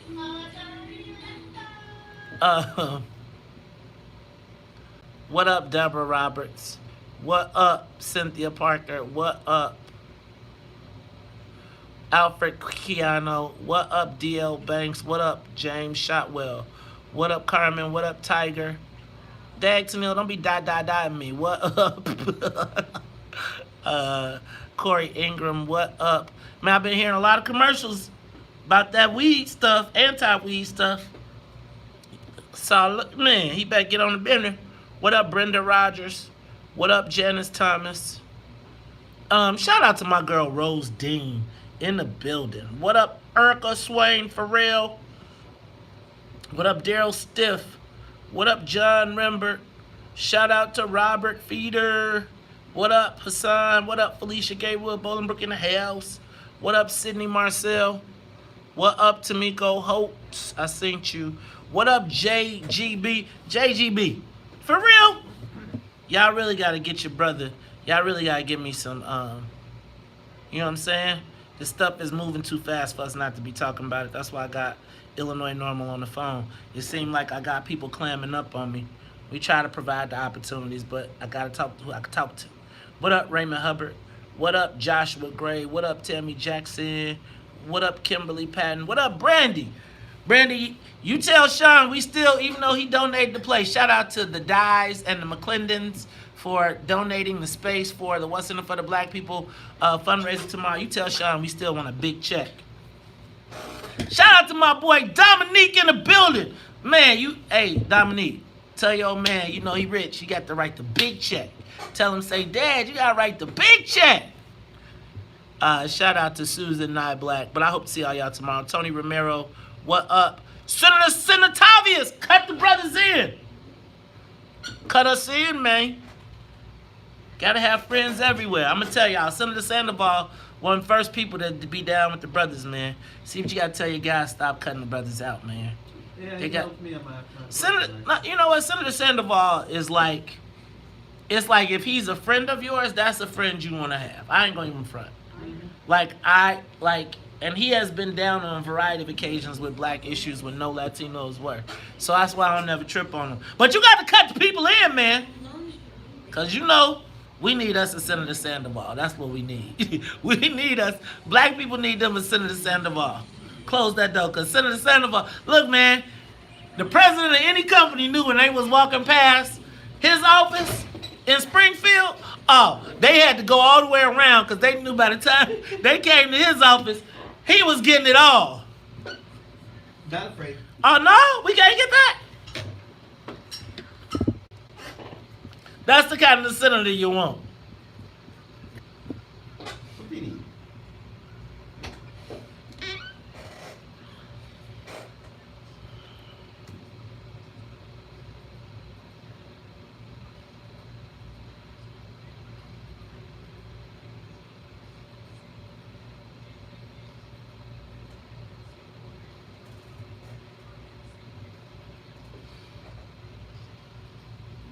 You are tuned in to Talk Chicago 1690 AM. I'm your host, Maze Jackson. Got my co-host, Ty Stroger, in the building, Ty. But you know how we do at the top of the hour. We got to say what's up to the WVON Morning Show team. What's up to Annette Flournoy in the newsroom. What's up to the Wonder Twins, Sonia Escobar and Sonia Tompkins. But y'all know we are flying at 50,000 feet.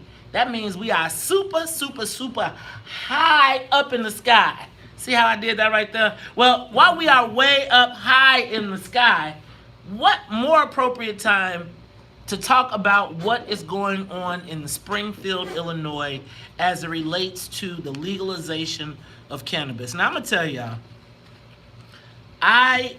one of my biggest concerns about the legalization of cannabis has been the economic participation of black folks who have, I keep hearing people talking to me about criminal justice reform this and criminal justice reform that and all of that. But there's so many components to the legalization of cannabis.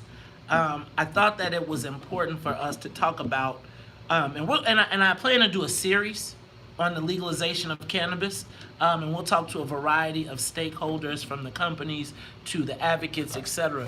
But when you talk about advocacy for the legalization of marijuana, you cannot ignore the long-time contributions of this organization. When I was lobbying in Springfield back in 2010, I remember these guys saying to me, man, cannabis is going to be legal one day. And I was like, never in Illinois. But then I should have known, because I also said there would never be a black president. But here to talk to us about what is going on in Springfield with the legalization of cannabis is Dan Lynn. He is the executive director of NORML. Now, NORML is a national organization for the... You know what, Dan? I'm going to let you tell us. What exactly... First of all, welcome to the WVON Morning Show. And tell us, what the heck is NORML? Yeah, thank you for having me. NORML is the National Organization to Reform Marijuana Laws, and I'm the director of the Illinois chapter. And we work closely with the Chicago NORML chapter, who I think you're familiar with. Exactly. Now, tell me exactly what is going on in Springfield. And what do you all do as it relates to marijuana, the legalization of marijuana in Springfield? Well, we try to get people statewide to voice their support for this issue. We hold lobby days at the Capitol, as you mentioned earlier as well, and just trying to educate the public. I mean, this has been a long battle. There's a lot of misinformation out there, and we just try to provide the facts and tell people why we think that this policy should change, as well as how we think the policy should be changed so that certain folks are able to benefit from this and not just keep this something that very wealthy individuals are able to capitalize on. So talk to me about the state of affairs of the legalization of cannabis in Illinois. Well, it's in the hazy days. You're looking at a lot of different stakeholders who all want a piece of the action.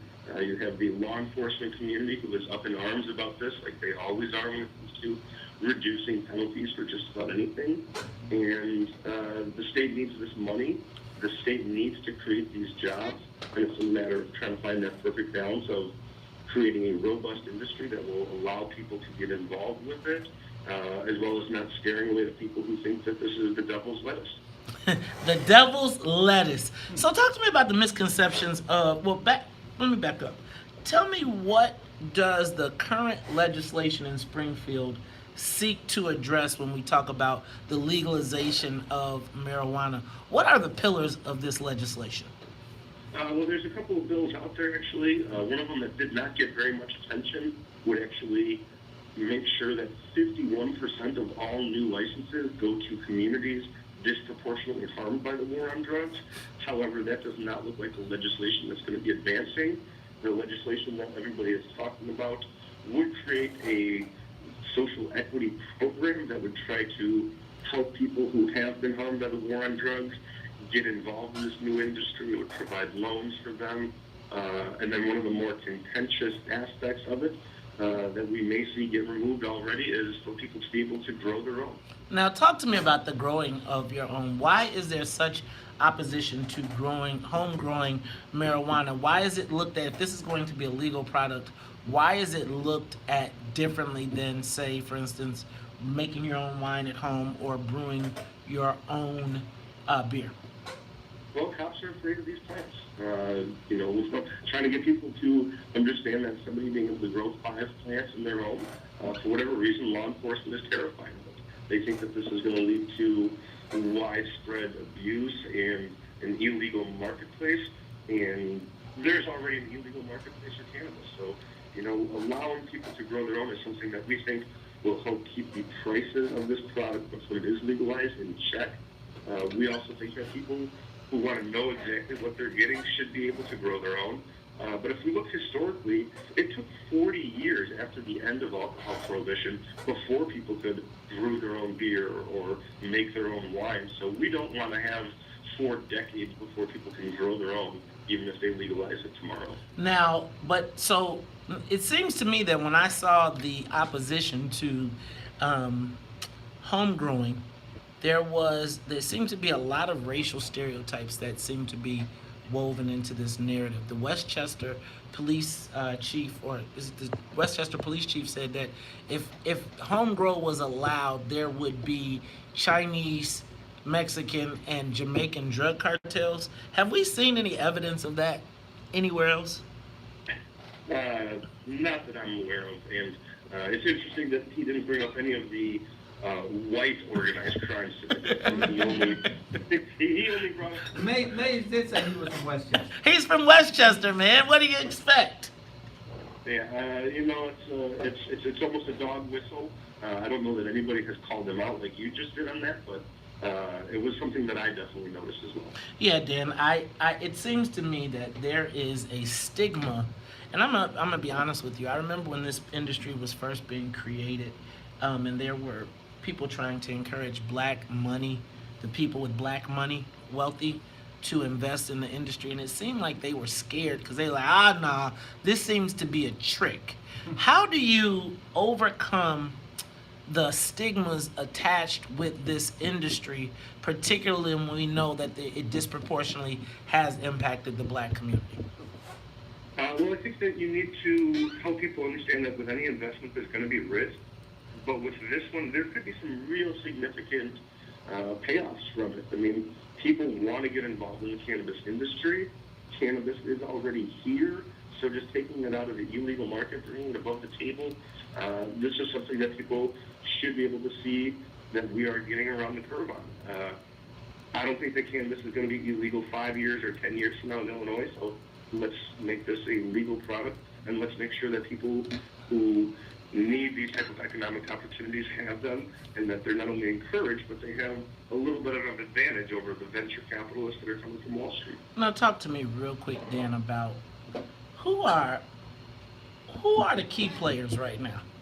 Who are the key players in the industry? So when you look at who is at the table and who is negotiating what is happening, tell me the players that are at the table. So let's, from the marijuana industry to the legislators to the advocacy groups, who are the people that are advocating and what are they advocating for? Well, it's definitely the medical cannabis industry in Illinois, and then the other real big one would be the law enforcement community. Those are the two big powerhouses. You know, little advocates like us who've been banging the drum of legalization for decades. You know, our voices get drowned out because we don't have millions of dollars invested in this, let alone the ability to hire dozens of lobbyists. So the bigger cannabis companies in Illinois, they all have at least one or two representatives at the Capitol in terms of lobbyists for this.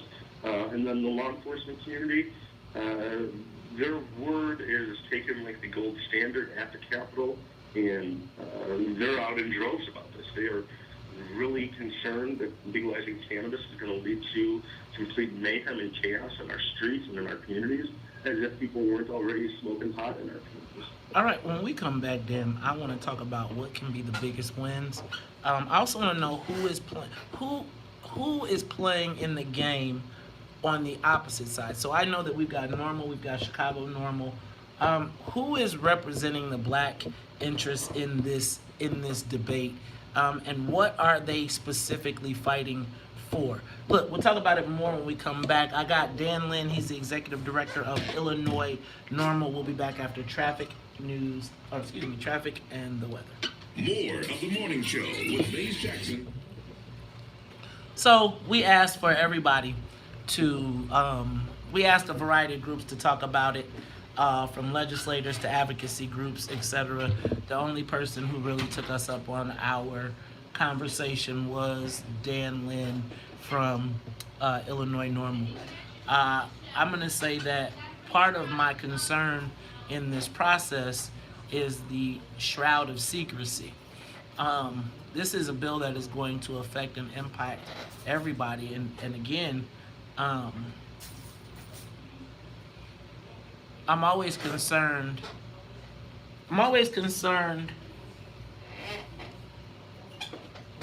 when What am I reaching out to the chair of the Black Caucus more? what did I talk about? No idea. Oh, the chairman of the Black Caucus of Chicago Automatic Black Caucus, because we want to know what's happening with the city council. What's going on with the Black Caucus? That's it. Nothing specific. Okay. Man, we got a new mayor. You got 20 members. Are they electing a new president? Is he planning on? What's his agenda for going forward? I mean, we start a new administration. It's shit. He should want to talk. Like, I mean, what? Like, just that. Like, damn. Everything that's going on. So, guys, I'm going to tell you, part of my concern when we talk about this legalization is who is lobbying on behalf of the black community, not in general, and who is quarterbacking the lobbying effort. So what you have right now is the Black Caucus negotiating for black people. Who's the black advocacy group that is informed economically, educationally, that is representing our interests? And then who is the person that is going to secure the votes? Not lobby days, not go show up in big loud crowds and walk around in t-shirts, because that's part of the dog and pony show, right? Everybody knows on lobby day we gonna line up, we gonna put 1,000 people on a bus, and we gonna go in the Capitol and we gonna scream real loud, and all the legislators go and they blah la la la la. And do y'all not realize that somebody does that once a week? Like Labor does it, and then they have everybody and they come down. What are the specific bill points that we are lobbying for that are for black people, that are public, so that we can all agree and say, yes, we want that, and then say, who is the black person? See, like, who's the lobbyist that is representing NORML? who is the lobbyist that is representing Chicago NORML?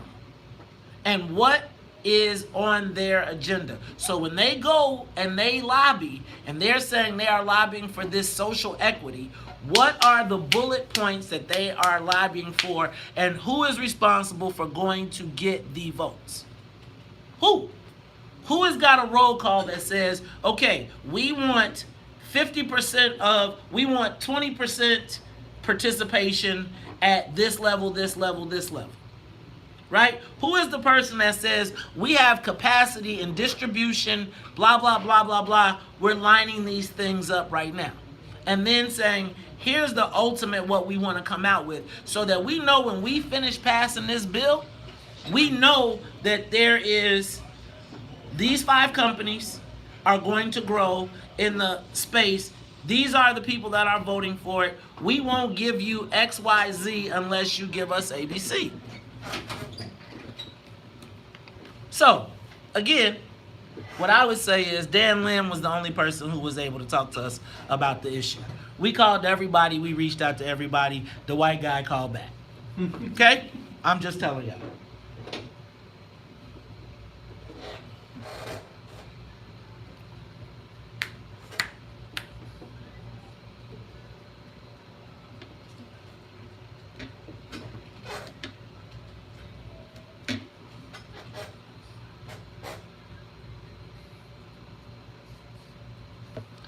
What's the secret? What can't we talk about?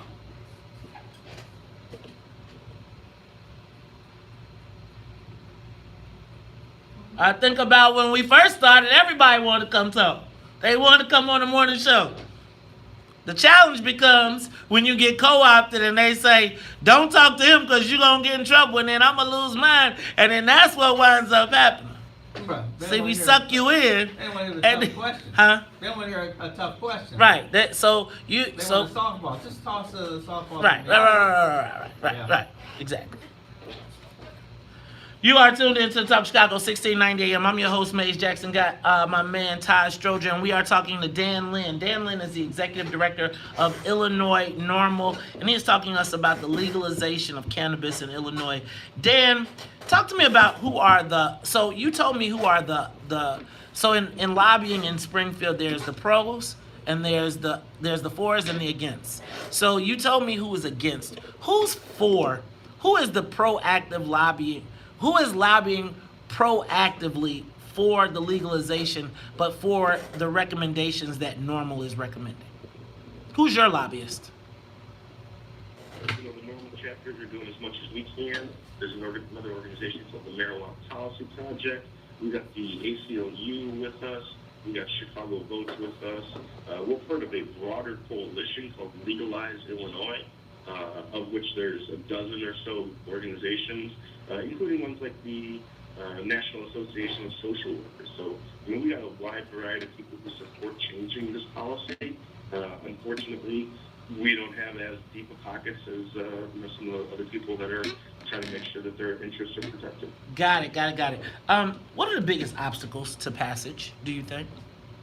Trying to get law enforcement to somehow accept this, as well as making sure that when we legalize this product, that we're doing so in a way that is going to be advantageous to these communities that have been devastated by the war on drugs, because no other state has really gotten that right yet, and we're trying to do it through the legislature. So you got lots of lawyers looking at this and coming up with different what-if scenarios, but the people want this. The polling data shows that people want legalized cannabis in Illinois.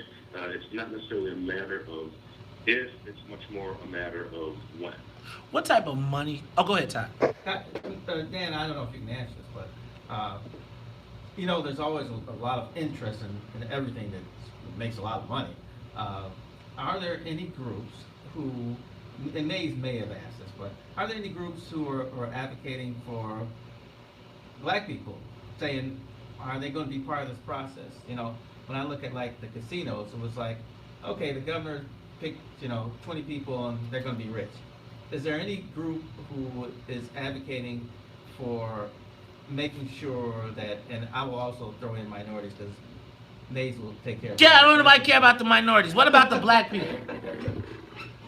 Go ahead. I'm sorry. No, that's Who basically it. is lobbying for black self-interest in Springfield right now on this cannabis issue? Definitely Chicago NORML chapters at the forefront. They're doing great work. The Legislative Black Caucus, the Legislative Latino Caucus, the Lieutenant Governor. I think that she is probably one of the strongest advocates that we have in this fight.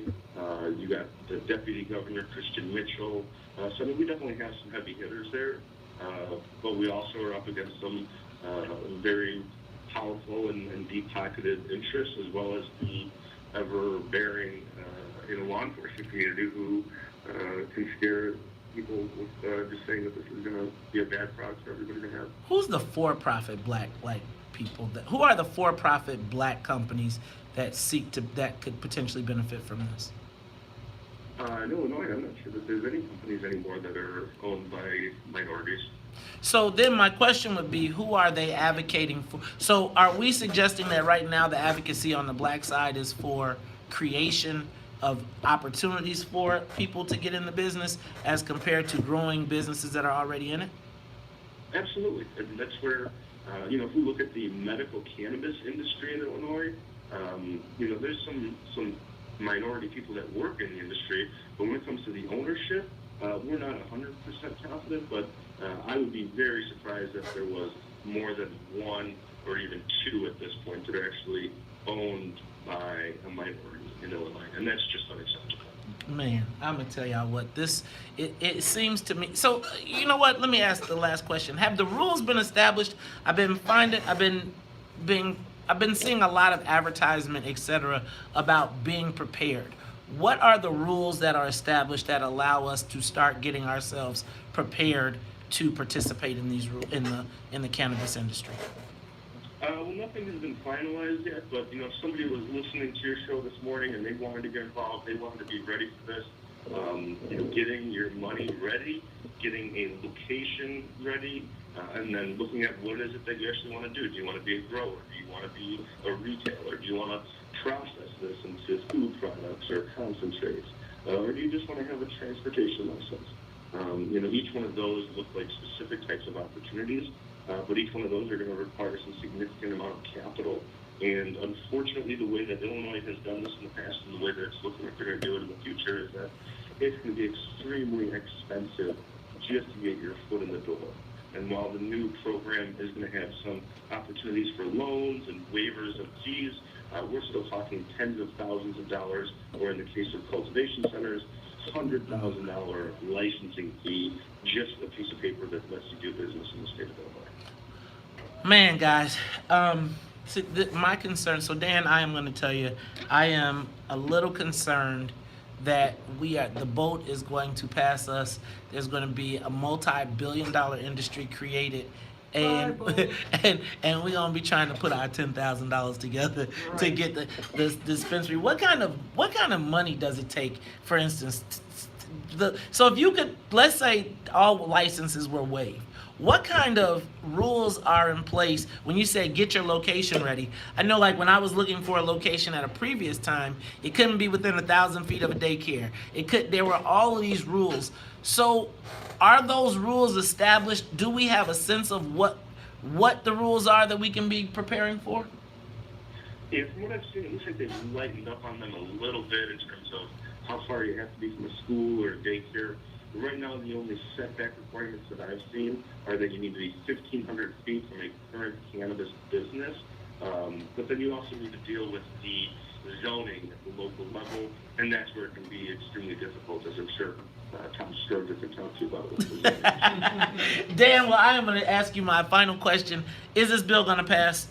Will we have legal cannabis by January 1st of 2020? In your estimation? I'm not sure at this point. They waited till the 11th hour just to get it introduced, and now they're scrambling to make everybody happy with it. I think it may end up taking another year, but I'm cautiously optimistic that they can get this done. My biggest concern is that when they do rush to get it done, it may leave some people behind. And one more. If it gets passed, if they pass the bill, how soon would it be that you could actually just smoke without getting in trouble? It would probably still take until January 1st. Okay. All right. WVON family, that is Dan Lynn. He's the executive director of Illinois NORML. They are legalizing cannabis in the state of Illinois. Well, we hope that they're legalizing cannabis in the state of Illinois, but there seem to be a couple hiccups. We'll talk about it more, and we'll stay on top of this. Dan, thank you for taking time out of your busy schedule to come visit and talk with us and remove the shroud, the cloud from, what is it? Remove the shroud so we can understand what's going on behind the curtain in Springfield. Thank you, my brother. I appreciate you, and we'll talk to you next time. Hey, y'all, I just got an alert that I believe Chuck Barksdale from the Dells. Let me just make sure. I just want to be clear. I do believe, where did it go? Chuck Barksdale of the Dells has passed. Chuck Barksdale of the Dells has passed. Starting right now, until this show is over, we will be all Chuck all day. It's the Talk of Chicago 1690. When we come back, we will talk to the majority whip in the Maryland House of Delegates Talmadge branch.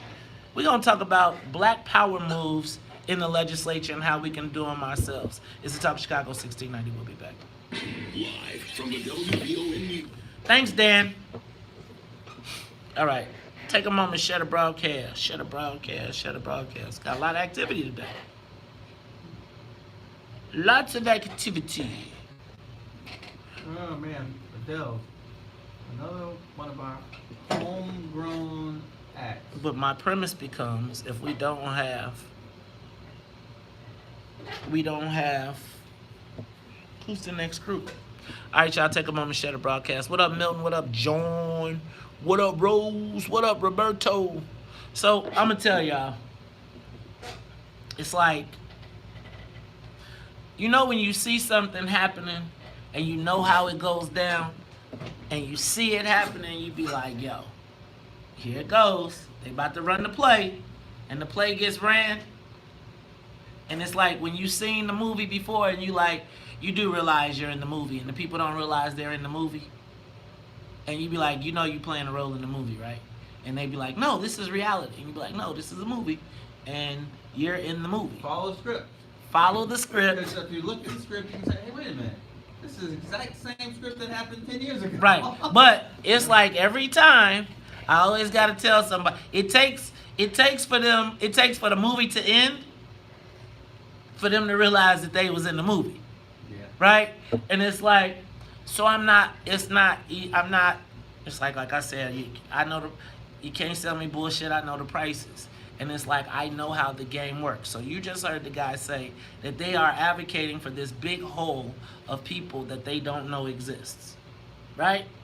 So if there's no specific group that is lobbying for black people in this bill, right? That who's the black marijuana, who's the black cartel? See, right now the real cartels are the people from the real cartels are the medical industry. So the key becomes who has distribution. So even if I give you a dispensary, you got to get distribution. Who's going to supply you with the product? The white guys. Let's say you get a grow facility, a grow license. Do you know how many times it takes sometimes to get the crop right? So say you have to build a state-of-the-art facility. The facility that I've toured costs like almost $10 million, right? Now, let's say it's $5, $7, $10 million to build a facility because you want to grow. That the state regulates, that you have to have all of these things involved. Now, so any black business that enters right now without a deal with the white guys is going to not be successful. Because where will they get their product from?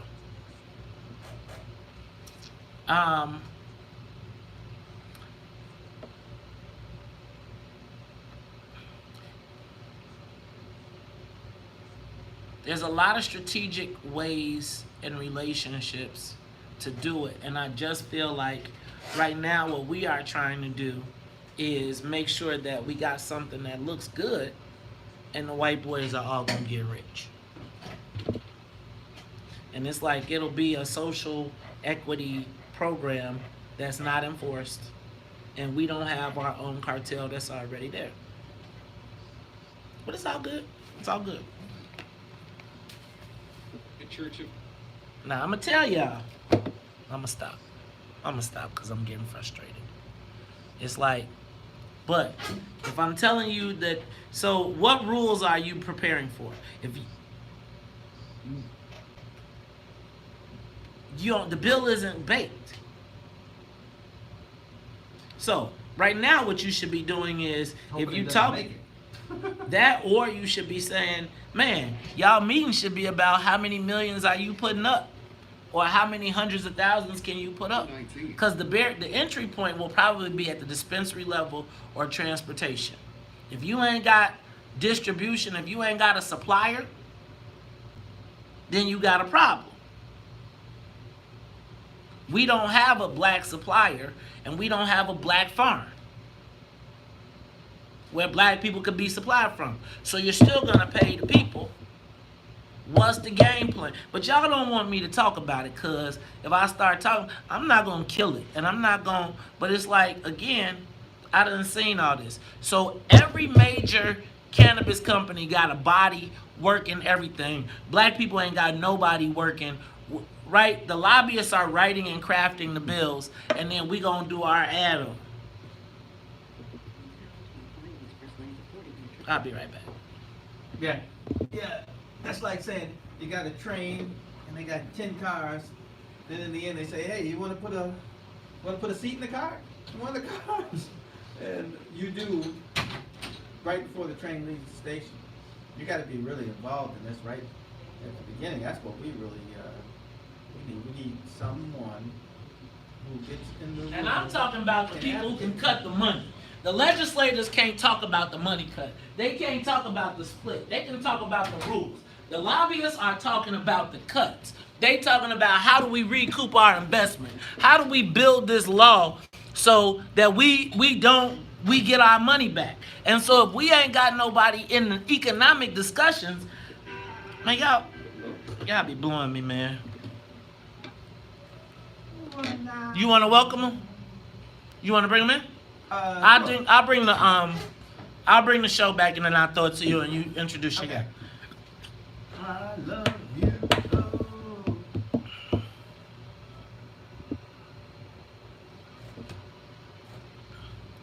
Yeah, but then they selling you that we in. Who doing the black roll call? Right. Who's doing the black roll call? If you can't show me a roll call that say what you, and these are the bullets you putting in it, miss me. The white guys vote the social equity program.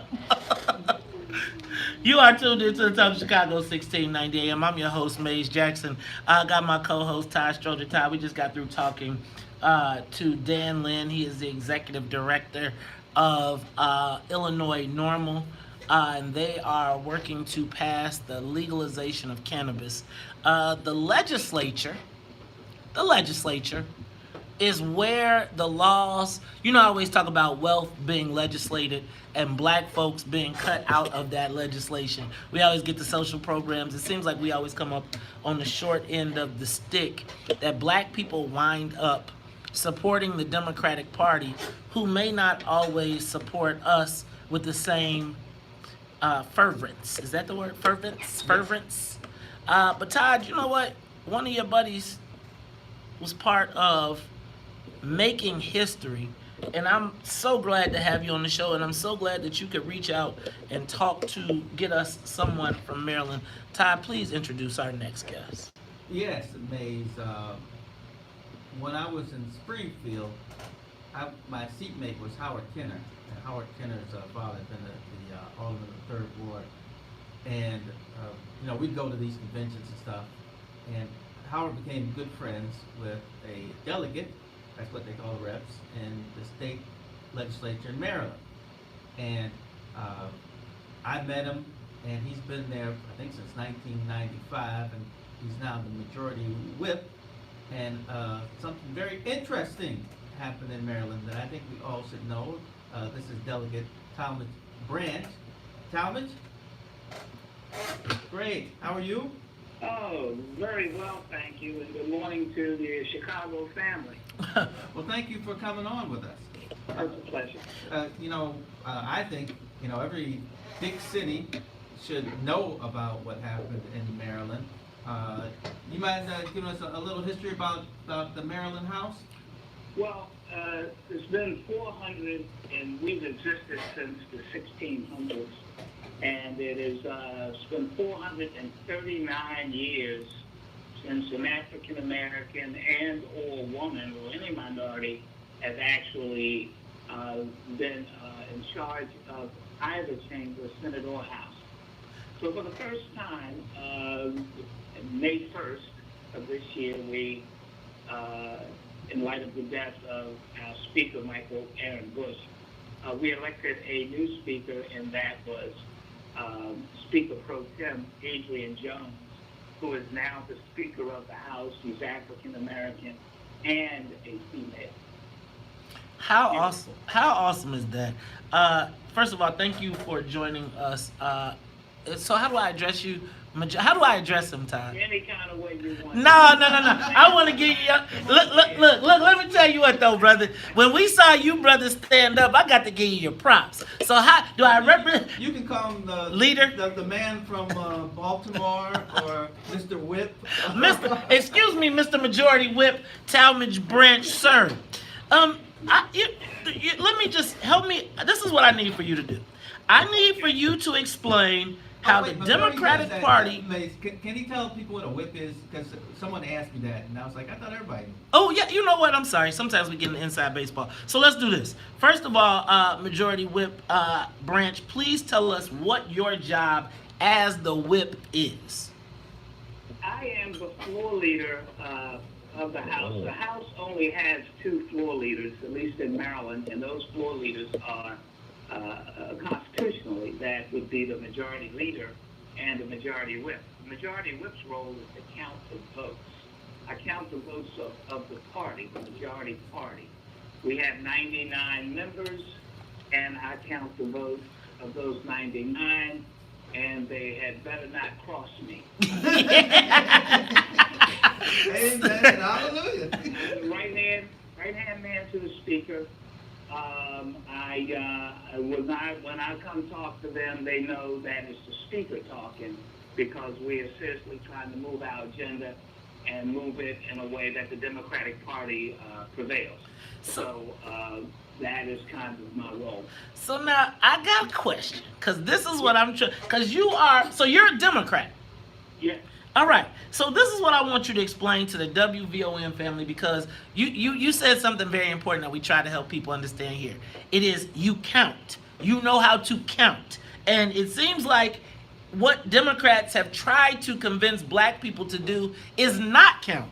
So explain to me how the Democratic Party wanted black Democrats in the legislature to vote against another black Democrat in the legislature for a white gay union woman. And no shade to anybody, but I'm trying to understand. Right. I want to understand, and I want you to explain that dynamic to the WVON family. Well, first of all 3 of them were qualified and beautiful people. The 2 African Americans in the race were people in senior leadership with me, one being the Speaker Pro Tem of the House, and the other being the chair of a powerful Economic Matters Committee. So the 2 African Americans were absolutely well qualified, and so was the white candidate. She was the chair of the Appropriations Committee. So they all were qualified. However, the Black Caucus itself, we're having one of the largest in the country. We have 45 members. So that membership and that leadership of that caucus wanted, and we all wanted, to elect the first African American Speaker. We knew we could do it if we stuck together. Of course, all of us weren't in line, but for the most part, the vast majority stayed together, and we were able to do the remarkable. So it was interesting. At one point, we had the two African Americans in the race, and we decided that only one could do it. So the two came together, actually, and the two came together. They talked, they met, they agreed that only one could do it. So the speaker, pro tem, she said, I'm going to step aside and let you go forward, and I'm going to help you, which was very, very big of her. And so that happened. And so the chair, Derek Davis, he went on to move forward the process of becoming speaker. However, the white candidate and Mr. Davis both needed Republican votes, because the votes split in the House. You need 71, again counting, 71 total for the majority. That's what gives you your speaker. Derek Davis had a number short of 71, and so did Ms. McIntosh. She had a number short of that. So the members, having 91 Democrats in the House and having a Democratic House split, needing Republican votes, many of the members wanted to make sure that when we came out of a 5-hour deliberation, that we would come out with a member getting 71 votes from all Democrats. However, the Republicans were ready to give 42 votes, their total 42, to an African-American candidate. Now, why was remarkable. Now help me understand, because it seemed that there was a conflict between the state party, who I believe it was Maya Rocky Moore Cummings, because we actually asked her to come on the show. She threatened apparently the members of the Black Caucus and said that if you all teamed up with the Republicans to elect a black speaker over the white union LGBT member, she would cut the members of the Black Caucus off from all Democratic resources. Did that happen? No, first of all, most of us didn't even pay that any mind, because she doesn't really have any authority over any of us. The most she can do is cut us off from resources. We're the one basically to give her resources, because we helped the party raise the money, being the elected officials. So it was absolutely that threat they didn't like, many members didn't like, and many members still are a little bitter about that letter, even today, including myself. I really didn't like her doing that. And she's not elected, she's appointed. Can you pause right there? A central committee, so she's not even elected. Mr. Whip, can I ask you to pause right there, because therein is the question that we want to get to, which is, when do our self-interest as black folks take precedence over party interest? When I saw that the black legislators were being threatened by a black woman to vote for that they better have voted for the white woman over their own colleague who was a Democrat, I kind of got a little confused. So I need you to straighten me up. When we come, I got to go to traffic and weather. Get me straight when I come back. It's the Talk of Chicago 1690. We'll be back. May is Health Awareness Month. See how that worked right there? Well, the most interesting thing about that is there's 45 African-American delegates out of a group of 99. Man, that's power. Right, but they just now getting their first leader. They only needed, out of 99, 45 out of 99, what they need? Well, 6. Yeah. Speak all the time. Yeah. Well, this is something that doesn't happen every day. It's happened before, like in our Senate, they forced the Democrats to elect Cecil Partee, but that was like, all right, we did that once. This time we're ready for you. And they made sure that didn't happen a second time. But it just shows that when you have power, you need to exert it. Because other groups don't, they have no qualms about exerting power. Especially when it's on you. When the Republicans took over the House, my second term in the House, it was like, they literally had like their foot on everybody's neck. It was like, don't even try to get up. I mean, some other Republicans came over and they were like, I'm sorry. I mean, that's just how. Because Pate Phillip was a beast, wasn't he? Well, this was in the House. Oh. Lee Daniels. And Lee Daniels, for real. They were Lee running roughshod. And, some of them even felt guilty that, man, you guys, you might as well not even come because we don't want to hear what you have to say. We're not passing any of your bills. It was Republicans all day, all night. And that lasted for 2 years. And that's how Mike Madigan, they said Mike Madigan, when he lost that seat, got up the next day and started working. That's exactly right. And that is Michael Madigan. He worked every day, came up with new strategies, and, wham. And then he said that will never happen. We were in control. And then it just got worse. Not only were we in control, it just like our numbers started to increase, and we started getting up to 67. It was something to behold, which is why Madigan's a speaker, because people trust him To protect control them. that house. That's right. Like, because all it is self-preservation. And as long as you stay in line, you ain't never got to worry about the Ken Duncan lightning strike.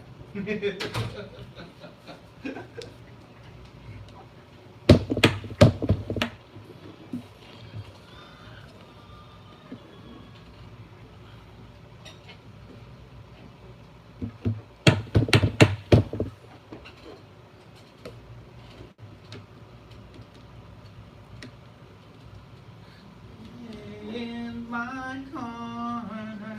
You are tuned in to Talk Chicago 1690 AM. It's your man Maze Jackson. We are talking to Todd Stroger, and we are talking to the majority whip in the Maryland House of Delegates, Mr. Delegate Talmadge Branch. Now, This reminds me, I gotta make a visit there now because I know somebody who's powerful. I can walk all around the Capitol. oh yeah, Look at me.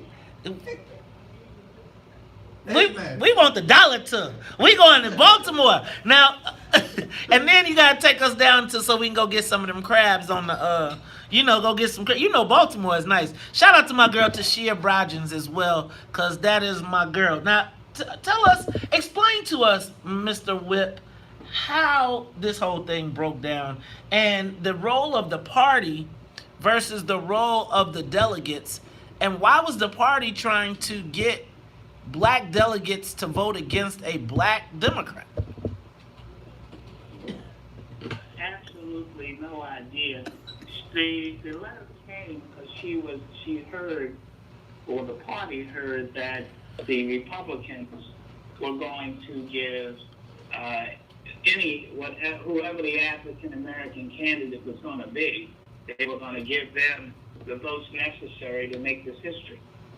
So it was the chair of the parties, Democratic parties, thought that we should follow the person that was nominated from the House Democratic Caucus, knowing that the House Democratic Caucus is majority non-African American. It's obvious who's going to win that nomination because you just need a simple majority in order to have one nominee. So we weren't trying to do that. We wanted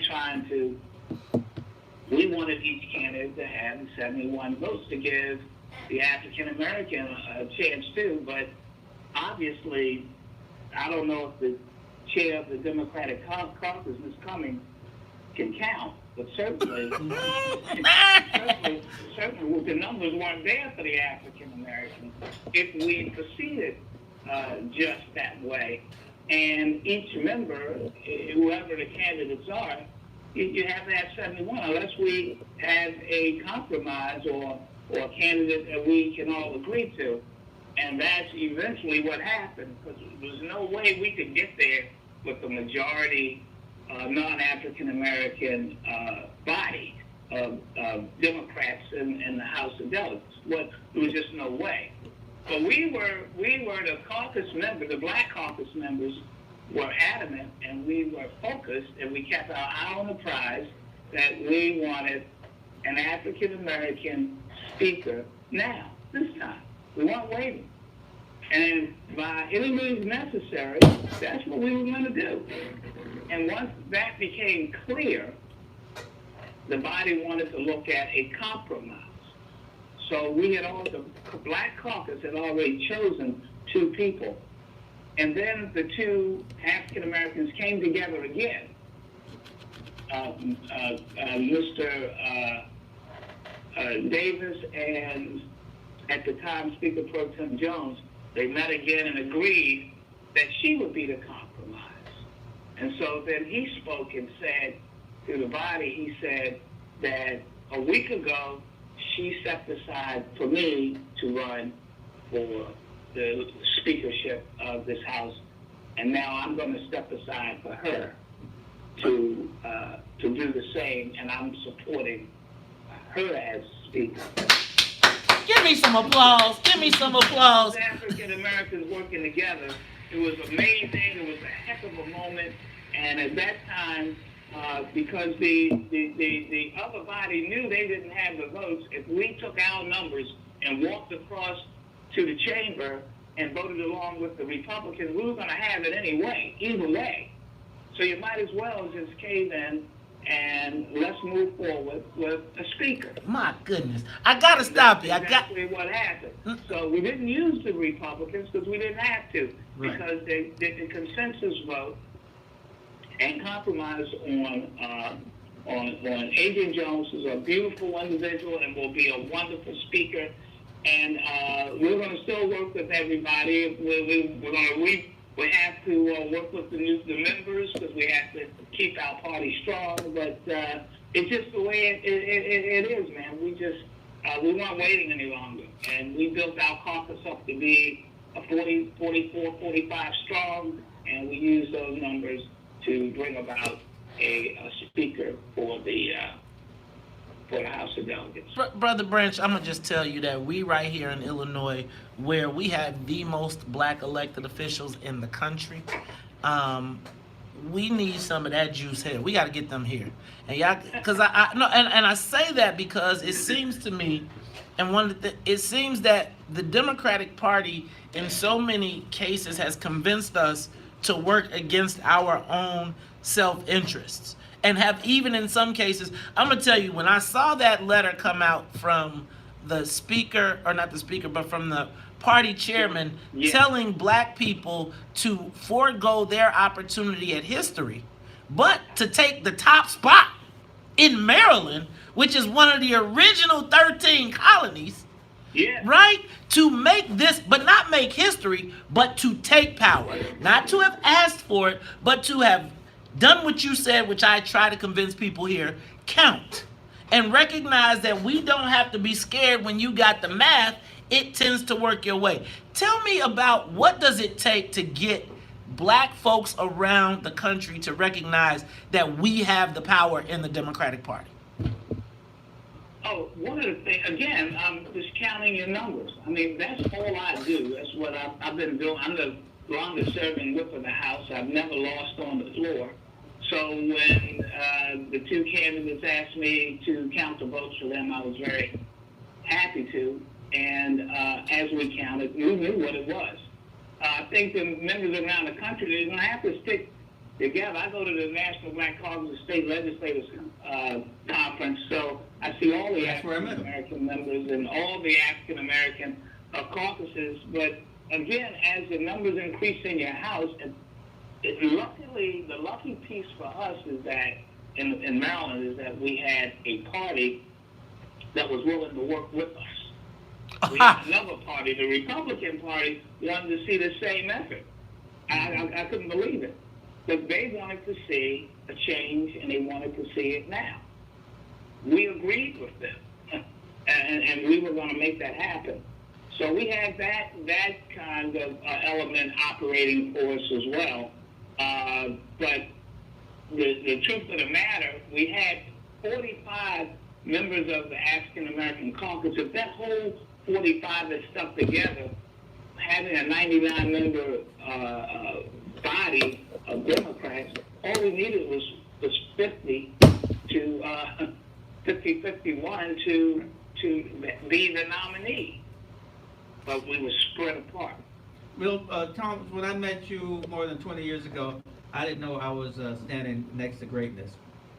Yeah, I don't know if I'm great or not, but I know that Great I'm enough. And I was on that prize, and we all worked together to make sure that we made it happen. Look, I gotta stop you, Mr. Majority Whip. I gotta stop you right there. But I'm gonna tell you, if we had a "What's in it for the Black People" award today, you would get it. And when we have our banquet, we come in because we got to get you to come in because now we understand why the slave masters didn't want y'all to read account. Because if you can read account, you might get some power. It's the Talk of Chicago. Majority Whip, Talmadge Branch, thank you for coming and thank you for sharing that enlightenment. Pleasure. Thanks for having me. We'll be back after traffic news and the weather. See, I'm inspired. You see that? You see that? Did you hear the man say, I did not tell him to say count. I did not. No, you did not. No.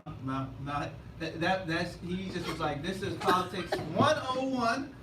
And it's all about your numbers. And when you have your numbers, You mean it's possible? Count. so there you go. It's doable? It's Oh my doable. God.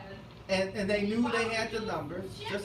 Just like, you know, Wait, Nathan's no, been no, talking about in the city council, you know, there'll be 20 African Americans and there's only 50 people. And, you know, you should get the lion's share of what's going on. That's just numbers. Is somebody coming here or are we talking on the phone? You talk to the president. Who is the president? You say Harriet. So we got like 7 minutes for her. Then we close out. I gotta talk about this counting. Cause we gotta talk about this counting. We'll talk to her as long as it makes sense. This man, Charlie. This is our short day. Yeah. Todd, every day is your short day. Yeah, so good. Todd, I sent it to you, May, so let me send this to Todd when I was reading about the population of Chicago, and they kind of break it down. But this was a good on the table talk. It was something really huge. She didn't invite us, so I ain't tripping like that. I don't understand that. You know what you understand it. It's like everybody wanted. What is going on? You know what the deal is. They still saying you better stay away from them eggs. Period, though. stay away from Because Melody has been... Because they mad because we was talking about Chewy Garcia done took over the Urban League. Oh, yeah, I remember. What you say? Let me stop. All right, Todd, I just sent it to you. So Okay. who is the president? Barbara somebody. Barbara Lumpkin. Yeah.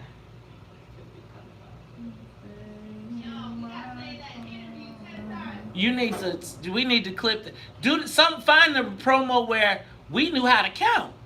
Make a promo out of the. How did y'all? No callers, so let me tell her no callers. No callers. She's asking me would there be any callers. Nah, she not. And she calling in. No. She gon' yeah. You know, I don't really like calling like that, man. Unless you calling from They're the Maryland lifeblood, and you say man. you count. Hey man, I want to find that Maya Rockymore statement for me. They was like she can't see. Let me tell you what that was. The one that she sent you? The one she sent to you, where she said it's no. Now let me tell you what Maya Rockymore's issue is. Her issue is her husband is the man and got her put in a spot, and it's like, you know, when your husband the man and you walk around being like, I'm the stuff because my husband is the man, but you ain't really the stuff. They was like, you can't count. You ain't got no votes over here. And think about, how do you think the party see? She must have thought she was Mike Madigan. She thought she was the party chair and that Speaker of the House. Right. You ain't both.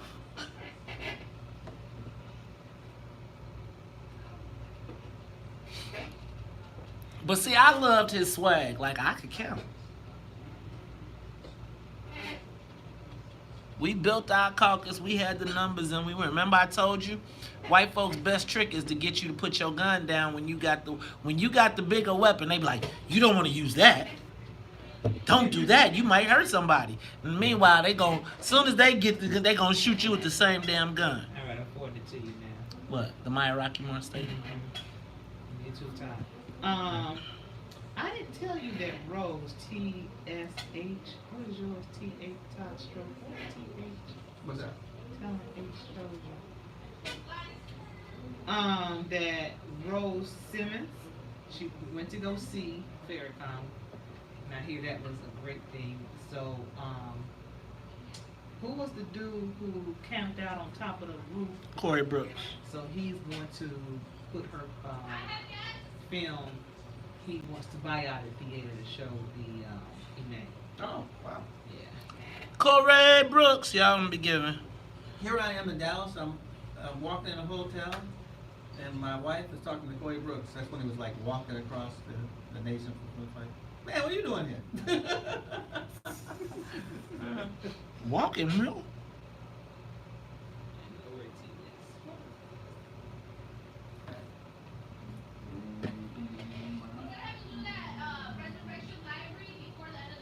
Don't tell me what to do.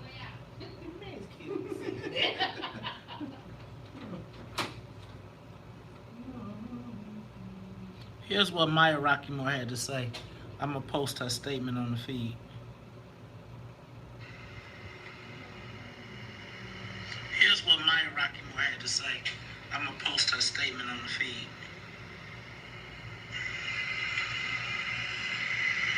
Here's what Maya Rockymore had to say. I'm gonna post her statement on the feed. There you go.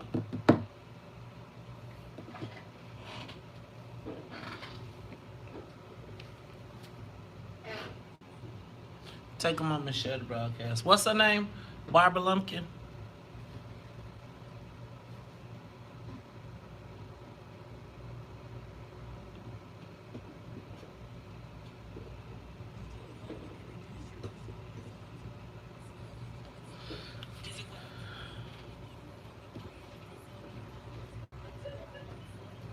Let's convene this fundraiser tomorrow first.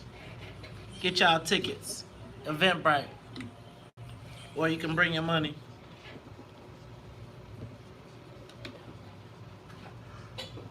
There we go.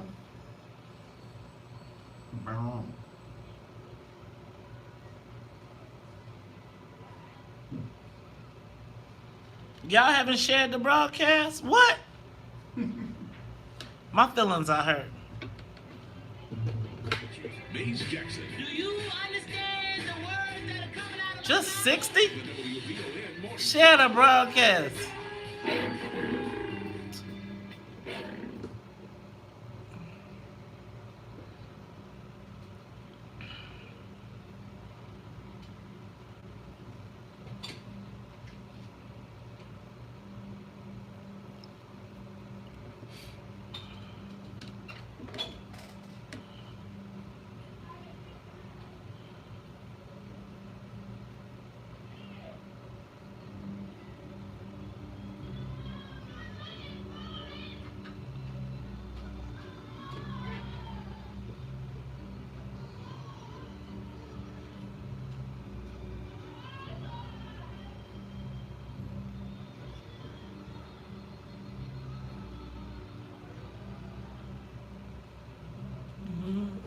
It's on my mind.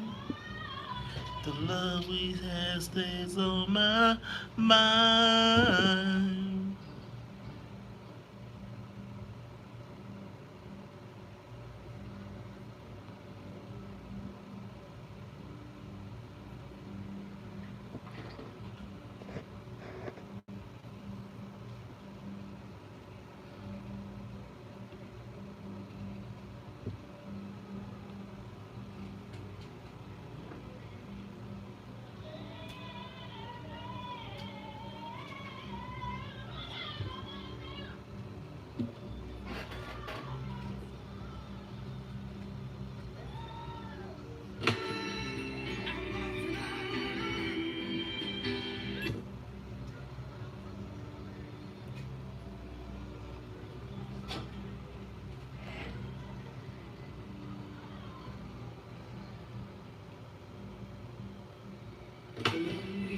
stays on my mind. You are tuned in to Talk Chicago 1690 AM. I'm your host, Maze Jackson. Got my co-host, Todd Stroger. Gotta say what's up to Annette Flournoy in the newsroom, as well as the Wonder Twins, Sonia Escobar and Sonia Tompkins. And that is the love we had. Stays on my mind. It is Chuck Barksdale of the Dells, the world famous Dells. He has passed, made his transition, but his legacy will never be forgotten, and we just need to make sure that we send our prayers and thoughts out to the family of Chuck Barksdale of the Dells. Yeah, it's the WVON Morning Show. I'm your host, Maze Jackson. Got my co-host, Todd Stroger. And yeah, you know, every year, the Chicago Community Trust hosts their new On the Table discussion. Let me not say every year. It's a new conversation that they've been having. I know I've participated in the last 2 years, maybe 3 years, but these are discussions, and they are really put together by community stakeholders to discuss issues that are impacting the community. This year, this year's On the Table discussion revolved around Mayor Lori Lightfoot, a memo to the mayor, and it was really about what was her plan to keep people from leaving Chicago. And here to talk about their On the Table discussion is one of Chicago's top advocacy organizations, and this woman's reputation precedes her. She is the CEO of the Chicago Urban League, Barbara Lumpkin. Barbara Lumpkin, welcome to the WVON Morning Show. How are you today? How are you today? Hello? Thank you for having me on, and also just want to remind listeners I currently serve as the interim president and CEO for the Chicago Urban League. Now, do we need to do something to help change that from interim to... Oh, I think it's moving just fine. Thank you so much for your support. You like keep your nose out that business. I do not need your help, Maze. But let me say, Madam Lumpkin, that it is a pleasure to have you here. Can you talk to us about your open table on the table discussion yesterday and the memo to Mayor-elect Lori Lightfoot? What do people want to talk? Certainly I can. The Chicago Urban League was very much honored to participate in and host one of many discussions, as you know, that were being held around the city and yesterday. Really great conversations. Some folks attended multiple conversations. But in the memo to the mayor, our topic was reversing outward migration. We think that, or we feel that that topic, really fits squarely with the mission of why the Chicago Urban League was founded in 1916 to begin with, to help individuals who migrated to the city. So we were fortunate to have, a great list of community leaders, regular just neighbors from the community, civic leaders. We had, corporate leaders, any number of people sitting around the tables just in a general conversation and to talk about outward migration. Because, of course, we know that between 2000 and 2015, nearly 200,000 African Americans left the Chicago area. And that population loss is significant because it severely impacted some of those under-resourced communities where African Americans reside. So that topic was very, very much, important for us to talk about. We had about 40 to 50 people in attendance, and we had working professionals as well. We had young individuals, who were interested in public policy and the topic. So we had a great cross-section of voices around those tables. And I will tell you that some of the things that people keyed up as reasons for leaving, of course, the lack of enough of a quality, affordable housing, opportunities, limited access to jobs, particularly in the Black neighborhoods, concern around crime and public safety, of course, both real and perceived, distrust of the police department and its treatment of African Americans obviously weighed in because of more recent things going on. poor performing schools in our communities, embedded within our communities, and just a lack of amenities in some of the neighborhoods where we all reside. Entrenched segregation and structural racism, and the high cost of living, including feeling overtaxed and as one person said, feeling kind of like nickel and dimed, because the employment and the cost of living in Chicago is pretty high in some cases, and individuals have to make that dollar stretch, as as far as it possibly can. So that was some of the things that people teed up as reasons they think people left Chicago or are leaving or considering leaving Chicago. So the possible solutions that that was teed up and we are planning to propose is, here's was an interesting idea. One of the young men stood up and said, how about moving some of the city departments or some of the city services within the community, embedded in some of those schools that were closed. People can easily access, get to, they see there, they feel that they can easily get to services, and that would help to repopulate some of those buildings in distressed neighborhoods, and work with city colleges and other organizations to open more business incubators, thus helping to spur economic development and support for small businesses that are starting, because small businesses tend to hire local and they are usually embedded within the community. And the big amount of conversation was around maintaining and building on the new police consent decree to make sure that the police department it follows it, as well as strengthens what's there, and also honing on what people perceive or we feel is abuse of power there, and consider rent controls, protect low-income families from rising housing costs due to gentrification. And then a couple great ones was invest in all CPS schools, regardless of their locations, and especially in some of those that are under-resourced and have been for a long time. And also explore ways where organizations that's already actively in place seeking to recruit companies to the Chicago area, like World Business Chicago, to drive job creation in underserviced areas. Mid-sized businesses, of course, as you know, would be more inclined to hire local individuals and retain that talent. So I think, as you can see, individuals were talking about a number of things that really hit home, number of things that they face every day, and all of it really boils down, Maze, to making Chicago a more welcoming city for not only new residents coming to the city, but for folks who are already here. So let me ask you very quickly, because I know we gotta wrap this up.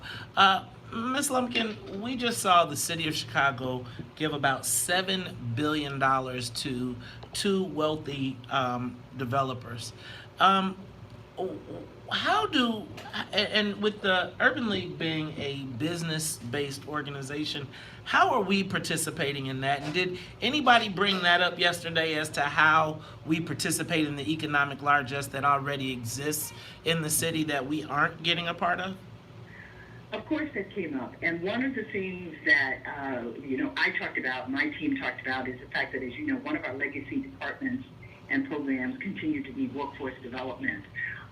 We are hoping to be at the table, remain at the table, stay at the table around working with those projects, should they come online or when they come online, to be able to help facilitate the selection, recruitment, and training of individuals to take on the assignments that will be associated with these projects. So those conversations are in formation, or at play, if you will. So we want to see the outcomes of those. I continue to push on those things because, as you know, Maze, by the time it all gets said and done, all the project and all the assignments and everything else is already assigned and said and done as well. So we've been actively engaged with the respective leaders around those projects, and making certain that we're at the table and being considered as well. Because again, the Chicago Urban League has for years helped train individuals to get into new job segments and also whatever these new participating economies and projects are, we're wanting to remain at the forefront. That is Chicago. Thank you so much. That is Chicago Urban League CEO, interim CEO, Barbara Lumpkin. They just had there on the table, and one of the biggest conversations was the memo to Mayor Lightfoot and how we address it in our community. Chicago Urban League, always at the forefront, fighting for our community. Ms. Lumpkin, we appreciate you being here, and we look forward to talking to you again in the future. Thank you. I look forward to it. Awesome. All right, y'all. So it's the Talk Chicago, 1690 AM.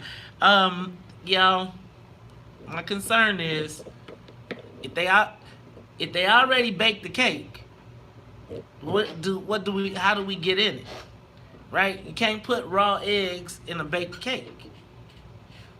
We got to be at the forefront of this stuff, y'all. They let us put it in the oven.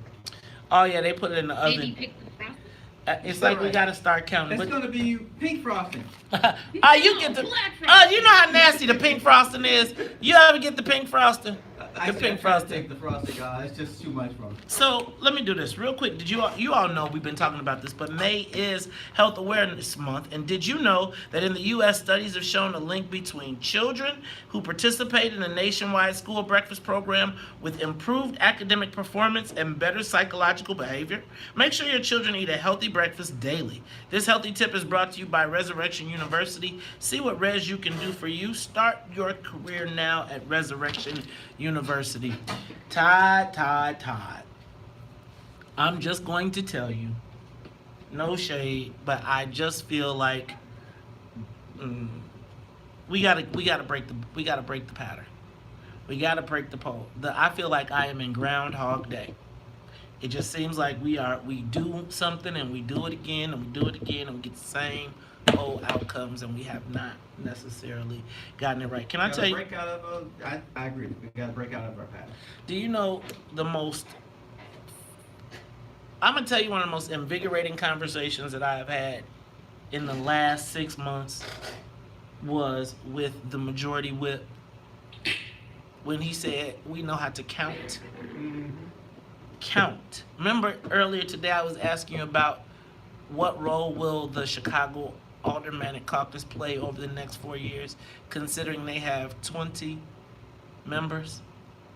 Remember I was saying if they all got in the room and looked around and counted, they would be like, man, I'm sure that they got 6 allies. I know they could get 6 allies. They could get 6 allies. But if you're convinced not to count, it's the same thing I was going to say down in Springfield. Now, I know this is not going to help me in my pursuit, because you're not going to go fill out my paperwork for the 10th district race. But, Todd, if black folks knew how to count, do you realize that they probably could have the Speaker of the House in Springfield? Like, yes. You realize it's pretty much the same situation. it's the exact same situation. I bet you if you walked over to Jim Durkin right now and said, if all the Black Caucus sticks together and you give us all the Republican votes, I don't know if they can do it now. I got to look at the numbers.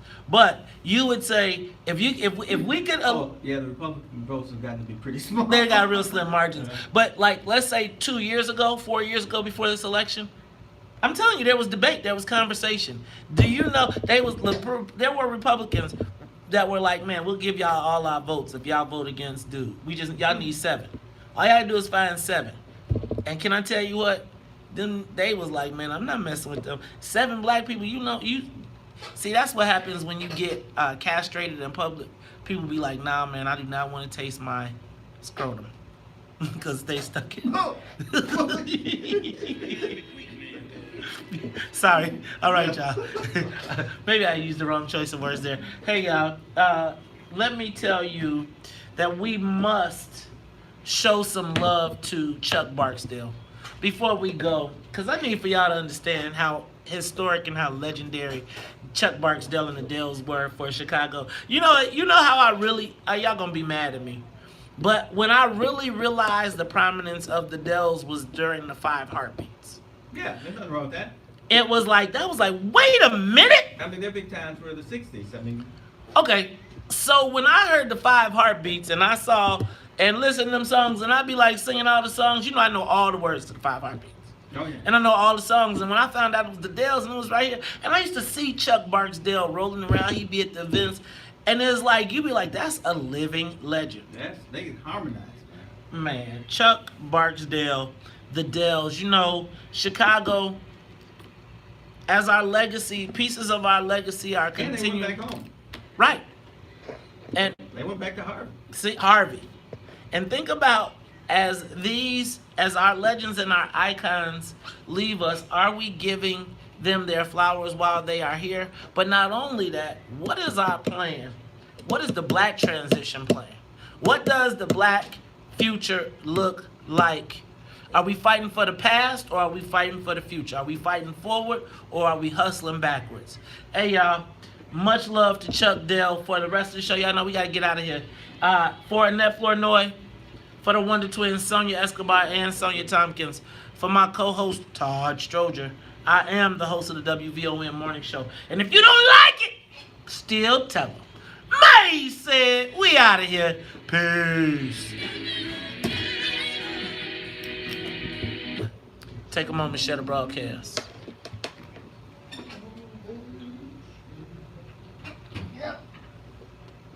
Take a moment, share the broadcast. Share the broadcast. Let's record this stuff. Let's get out of here. I gotta come back and record my podcast. Oh, at you do 11. podcast here? Yeah, now I do. And then I gotta go get all my stuff turned in. Oh, is there a certain, I'm not asking you, is there a certain way the voucher has to be, Invoice? yeah. No, I mean, I just give them an invoice. I don't know if there's a certain way. Get you some QuickBooks for a small fee. I'm sure you could get. I'm sure I could get you a bookkeeper that would do it for you. All right, y'all. I can do that myself. You like? This ain't that complicated. Yeah. You know, Send you. my own, I make my own voucher up and send it to the